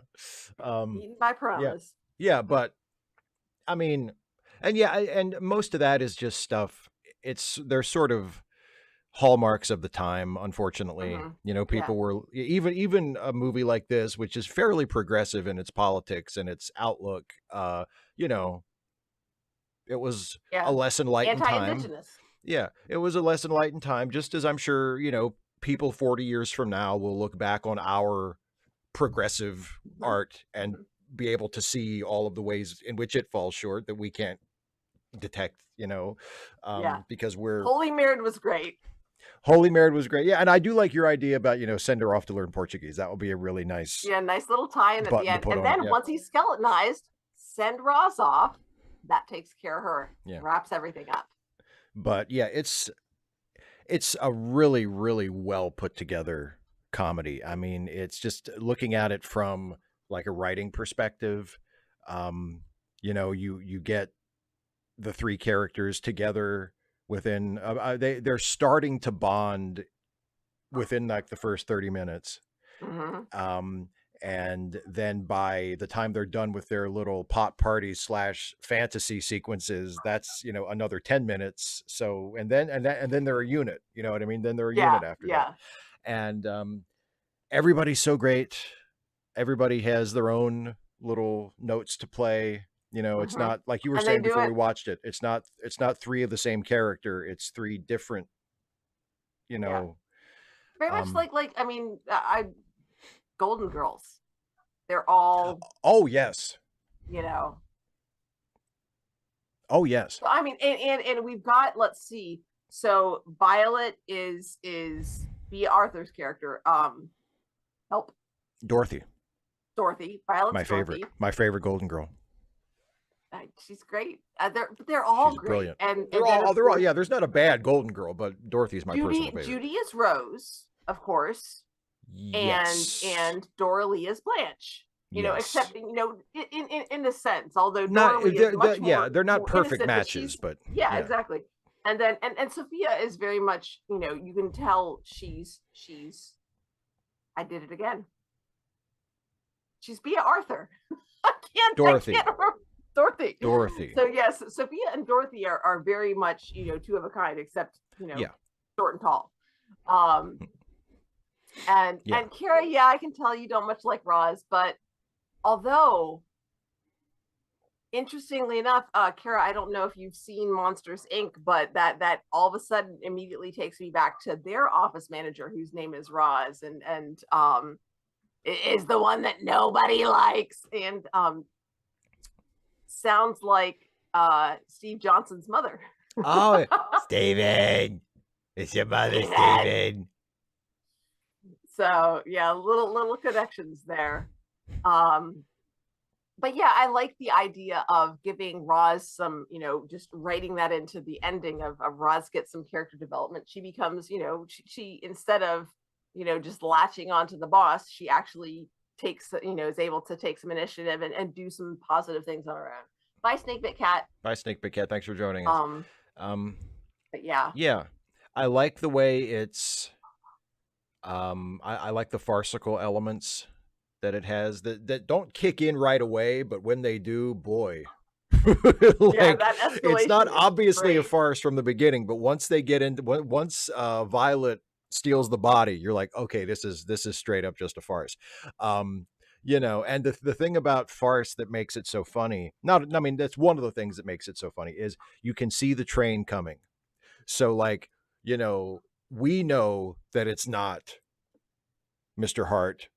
We know that the cops are there on a completely unrelated matter. So when Violet sees the cops and jumps to the conclusion, like we know the whole time that they're completely, you know, that operating on the wrong impression, and that's what makes it funny is that, you know, you and when and you know you can sense when it's about to happen as soon as those cops show up. And you They just, and the yeah, doctor that and the immediate doctor comes how out and says, fast "Oh, that guy, he's dead." As soon as it's like, okay, I can see this coming a mile you away, can and see the the fact that you see escalation. it coming is what makes it funny. Um, So yeah.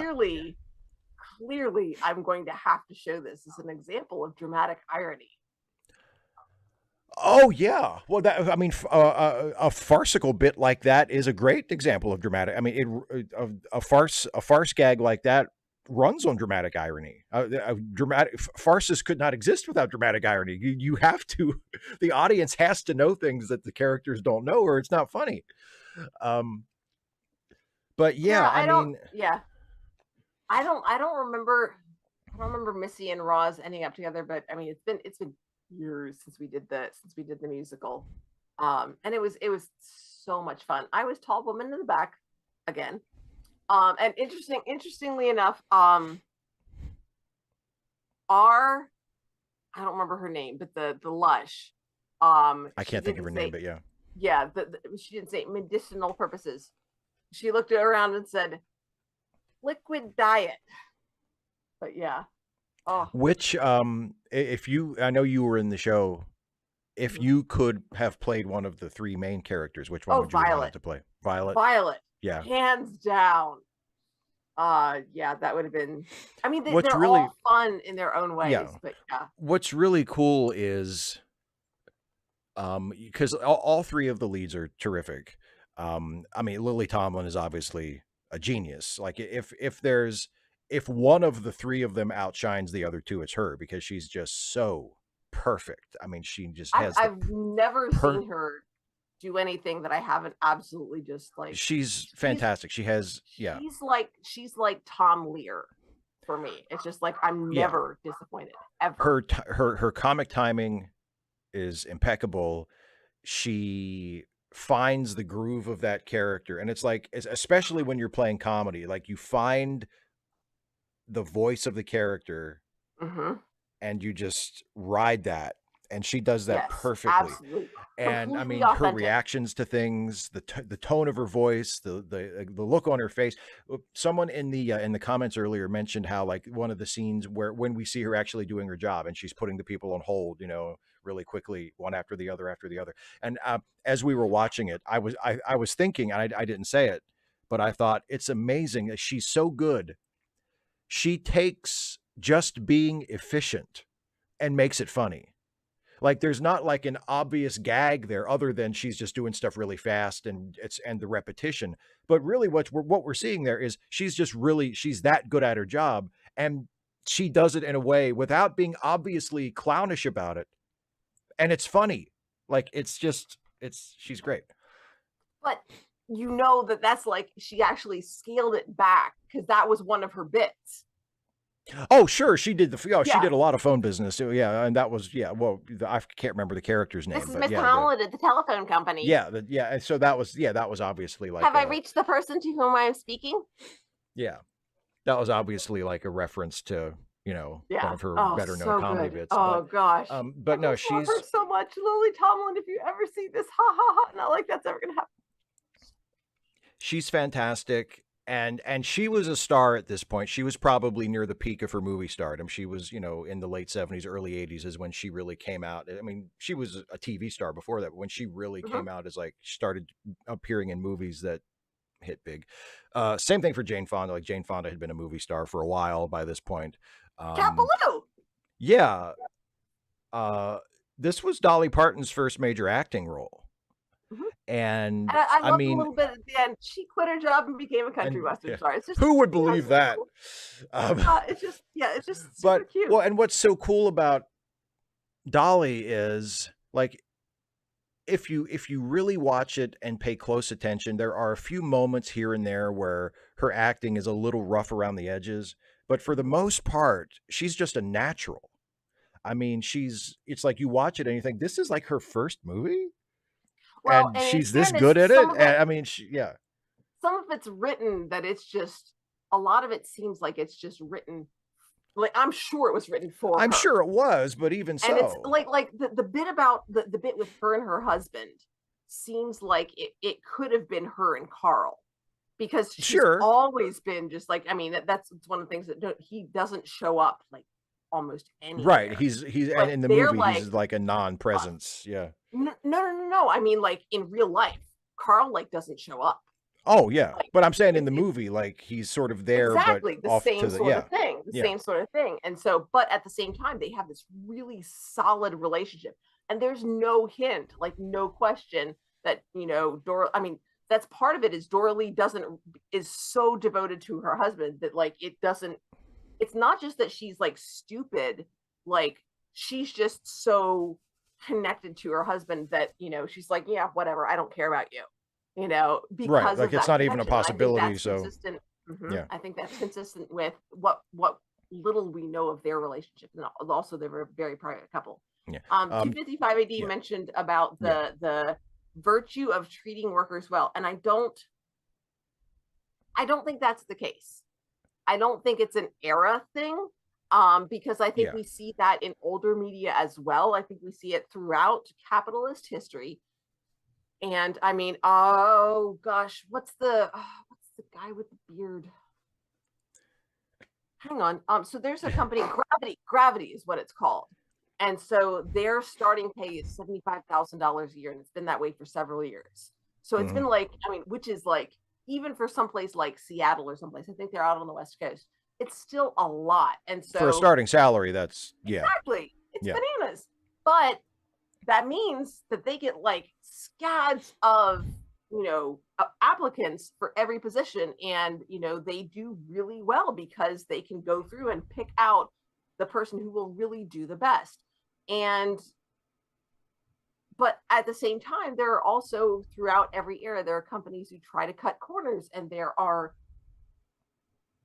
people who are, how do they say it, promoted until you're incompetent. Like, you do a good job and so they promote you, and you do a good job and they promote you, and you do a good job and they promote you into a position where you're like, oh god, I can't do this, Yeah. and then you stay there.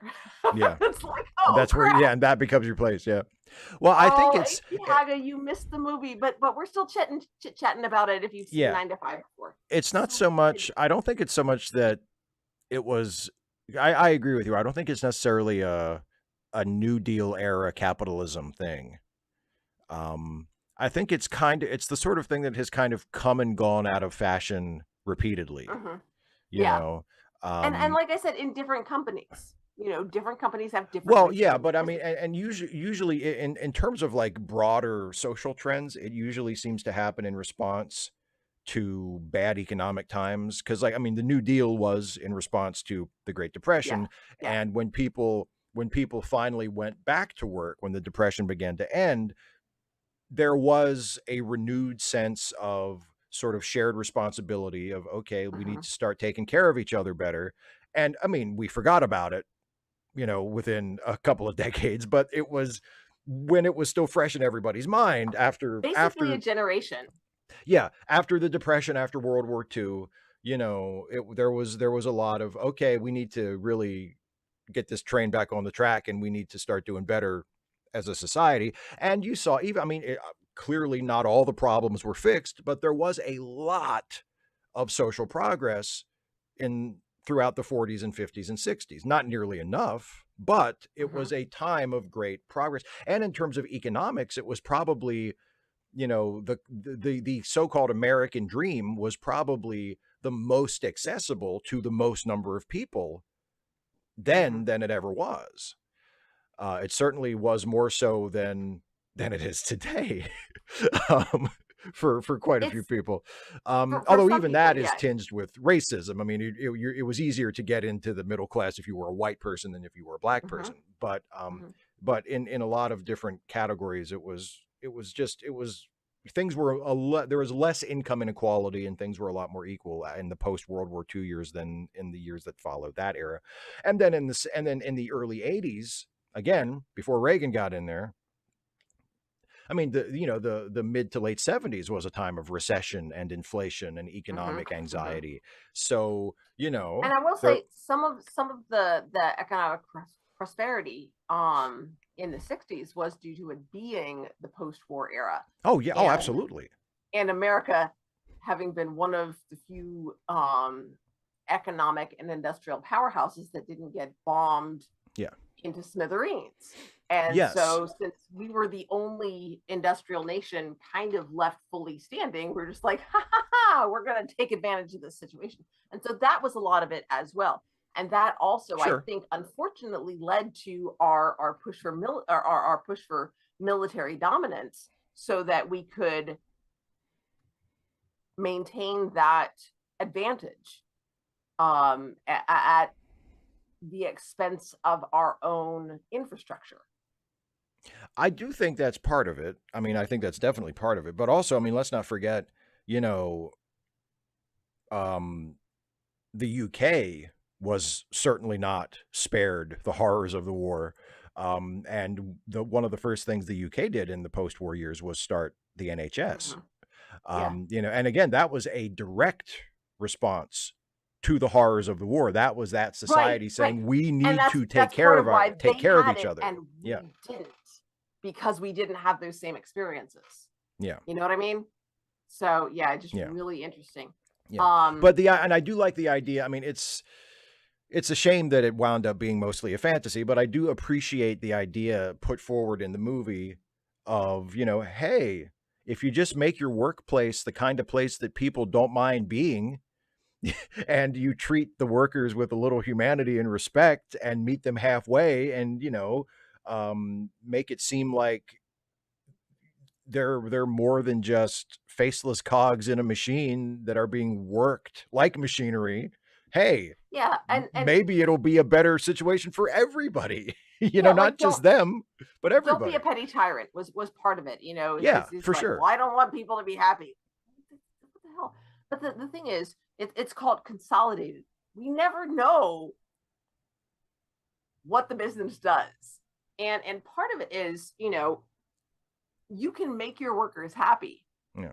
But ultimately, if you don't have a product or service that people want, that people are willing to pay for more than what it costs you to produce it, then you can be as nice to your workers as you want. The business is not going to be successful. No, and that's what it doesn't really acknowledge, that no business is owed success. Like, that's not a thing. Like, no, maybe you produce some sort of gewgaw or a knickknack that people are like, oh, that's cute.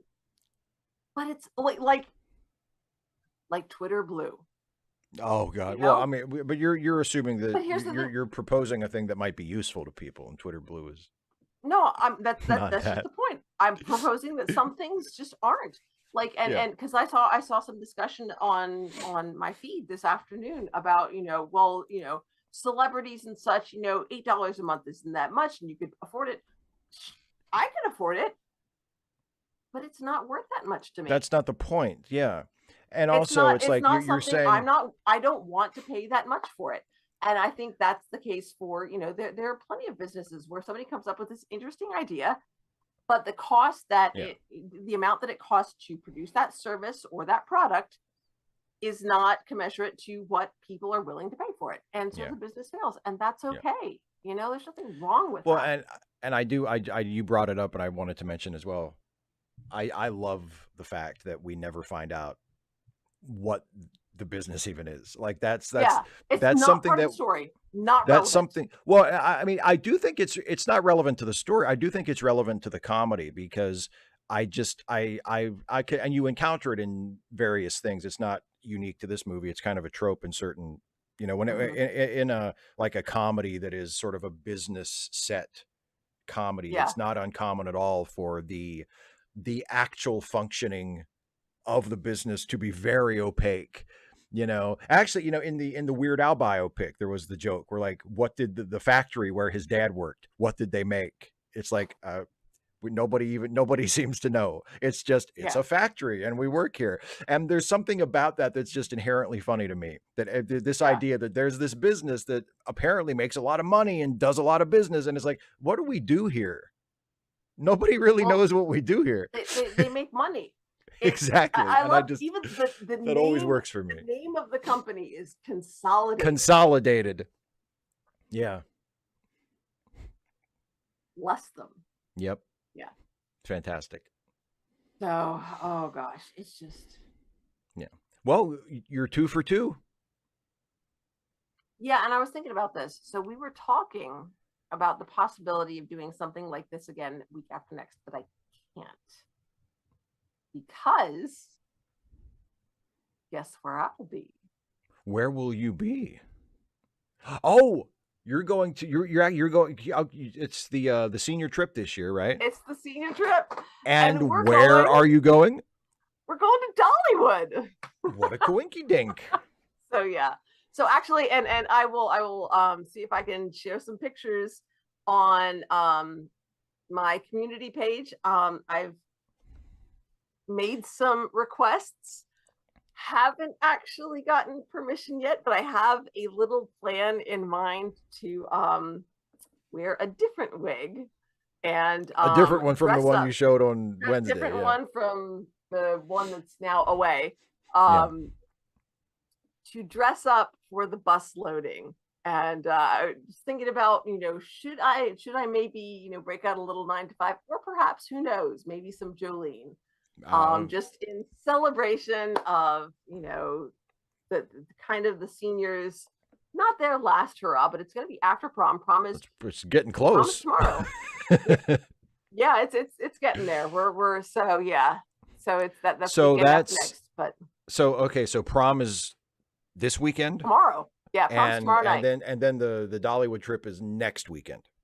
No, weekend after next weekend is your weekend after next. Weekend after next. So, but maybe in a few weeks we can do something else. Well, sure. We'll talk. Well, and you know what else we have coming up at some point? We haven't, nailed down the time yet, but we have an Ensign's Log live stream coming up. I know. At some point, I'm not sure when we're going to do it, but yeah, I know. Jason needs to get his act together. Well, I'm going to talk to him about it tomorrow. We're getting together online tomorrow to review the last. This is it. The last episode of Star Trek Picard. Last hurrahs. Yeah.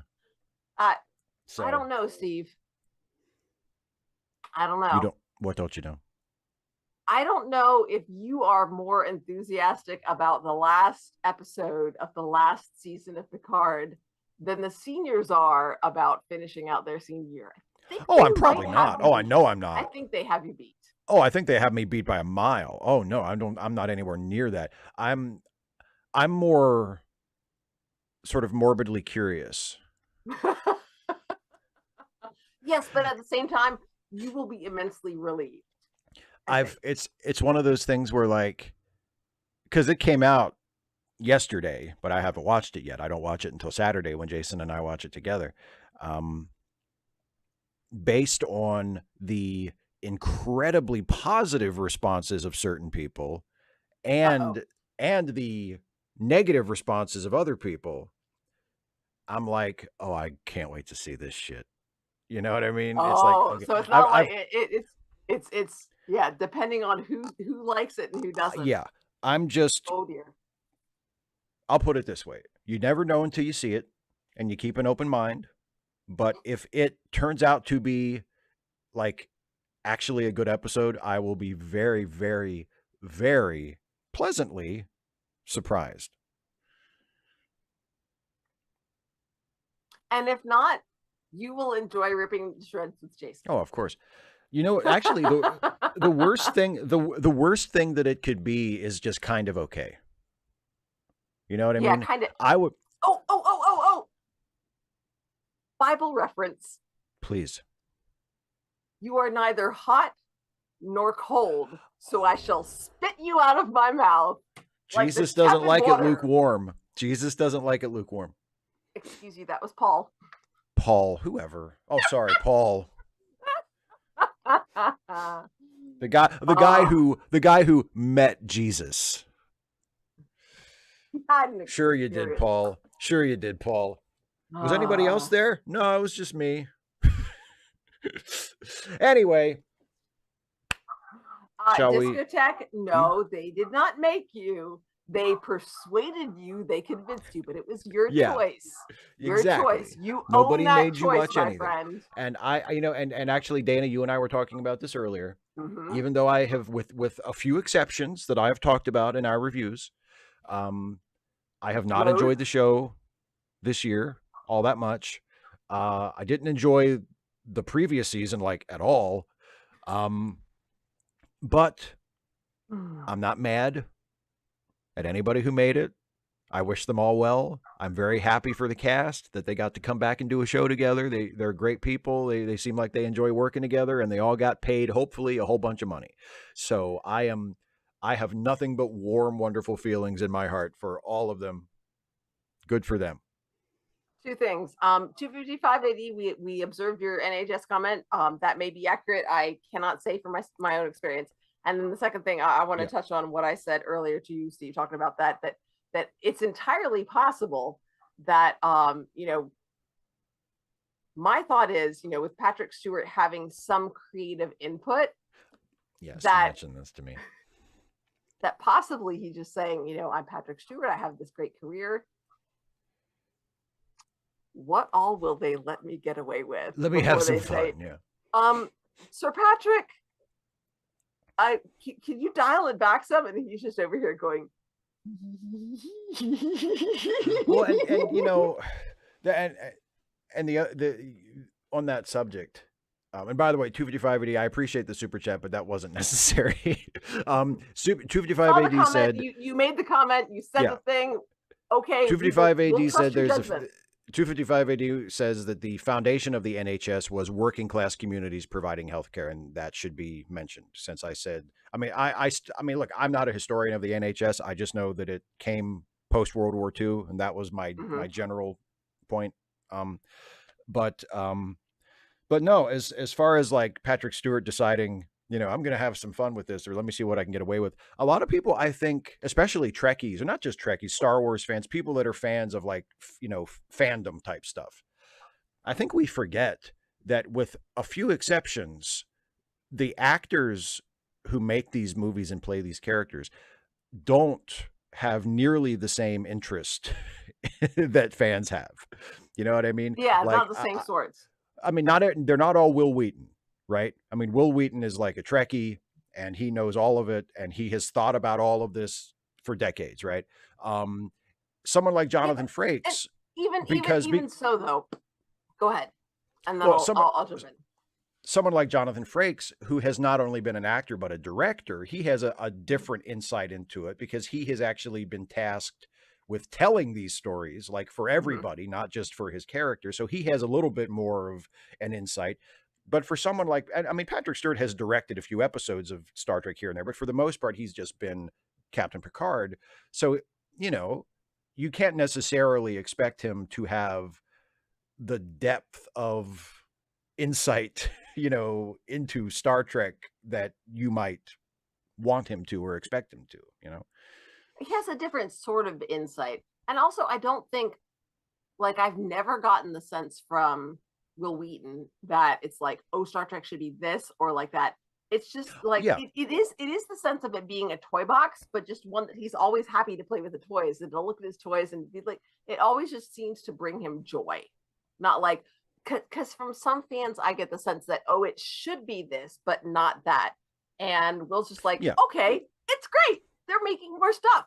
Great. Maybe not all the stuff is the stuff that is like the stuff that I like, but if somebody likes it, that's great. And if they try it out and it doesn't work, that's great too. We just tell new stories. Yay. Oh yeah, that's definitely Will Wheaton. Yeah.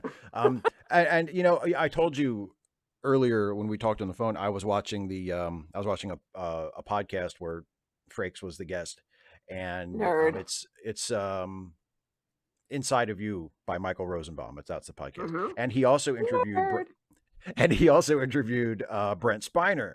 And I watched Spiner's appearance like last week, I think.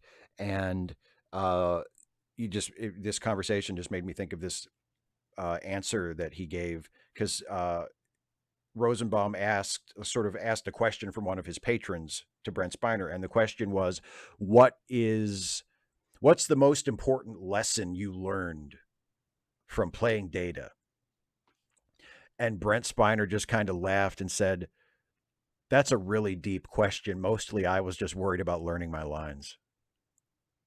And I thought, what a perfect answer. Like, that's an actor's answer. It's not that he has no, I'm sure he's picked up a thing or two. You know what I mean? It's not like the character didn't mean anything to him.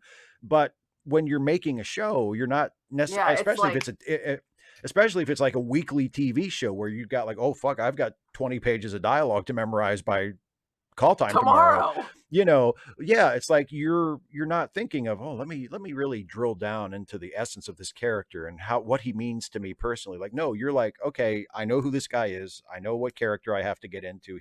Let me learn my lines so I can do my job. And that's, you know, and there's not a thing in the world wrong with that. And I think it's important for super fans to remember that. You know, like the moment that Tim Allen has when he's mad in Galaxy Quest, because for the most part, we see that Tim Allen's character in Galaxy Quest actually is the, you know, quote the line from the episode, talk in detail about plot points. And, you know, he seems to be way more engaged with the old show than, you know, the typical Star Trek actor would be. But there's that moment when he loses patience with him and he has the get a life moment where he says, look, it's just a show. It's a television show. There's no ship. I'm an actor. You know, like, I think that's important for fans to remember.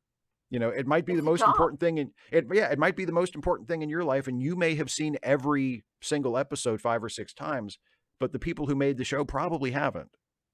Well, but also you're talking to the actor and not the writer. And the actor, like, memorizing lines is a chore. It takes a lot of work. That takes a lot of work. Like, you get a sense of the character like early on. And then after that, you just and you go, like, what you know about the character is like sort of internalized. You go with that, and it's like, okay, more lines. Oh God. Yeah. Whereas with the writer, they don't have to worry about that, and they're thinking more long term in terms of character development, that kind of thing.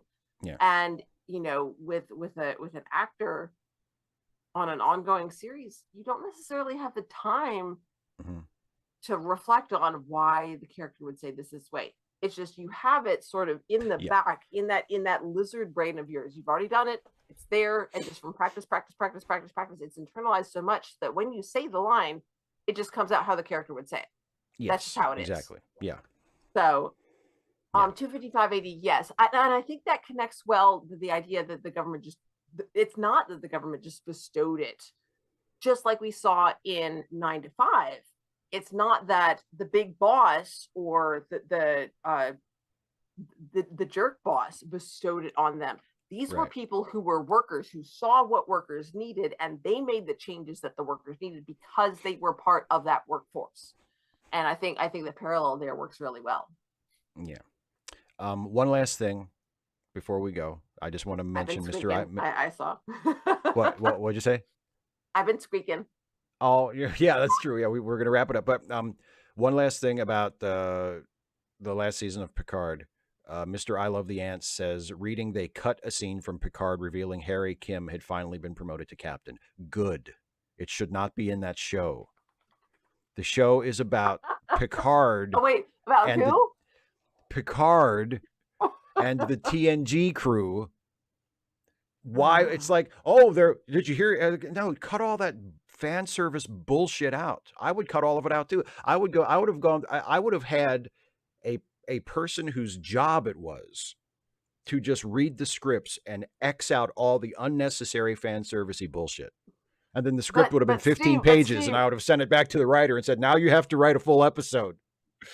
What about the necessary fan service? I love the fact that you refer to it as unnecessary. Yeah. Cut out the unnecessary fan service. Okay, so that implies that there is fan service that you think is necessary. No, there's really not that kind of fan service. There's not. I said on Twitter today, and I've said it before many times, the best fan service is a good story. Aww. Bless your little heart. And as Ira Stephen Bear has said, capitalistic bastard. As Ira Stephen Bear has said, it's not about giving the fans what they want. It's about giving the fans what they deserve. So that's why you have to say, sit down, shut the fuck up, you fucking nerd. You're not a writer. You don't know what you're doing. And you say to the writers, you're not a fan, you're a writer. So act like a writer, not like Tell a a good fan. story. Tell a good story. First Or you're foremost. fired. You just called me a non-capitalistic bastard, and I'm like, and you're fired. There you go. There you go. But you fired them for not telling a good story, not for not including enough fan service that would make money. That's right. That's true. Go. Yes. So it's completely fair to destroy a person's life and cost them a living. If they're a good writer, they can make a living in other ways. And if we didn't have a capitalist society and we provided for each other's needs, that wouldn't matter. Well, ifs and buts. They could have their needs met, and they could go write all the fanfic they wanted. And just I'm sure that would be a great comfort to the guy I just fired. You know, if we lived in a non-capitalist society, this wouldn't be an issue. Anyway, clean out your office. All right, everybody. Thank you for joining us. That's why you're not a wealthy producer. No, or really any kind of producer. Producer, shut up. You're producing this, ain't well, ya? That's true. I am. I guess in the most technical sense, I am a producer. And you make your living at it successfully. I do. So there. Yeah.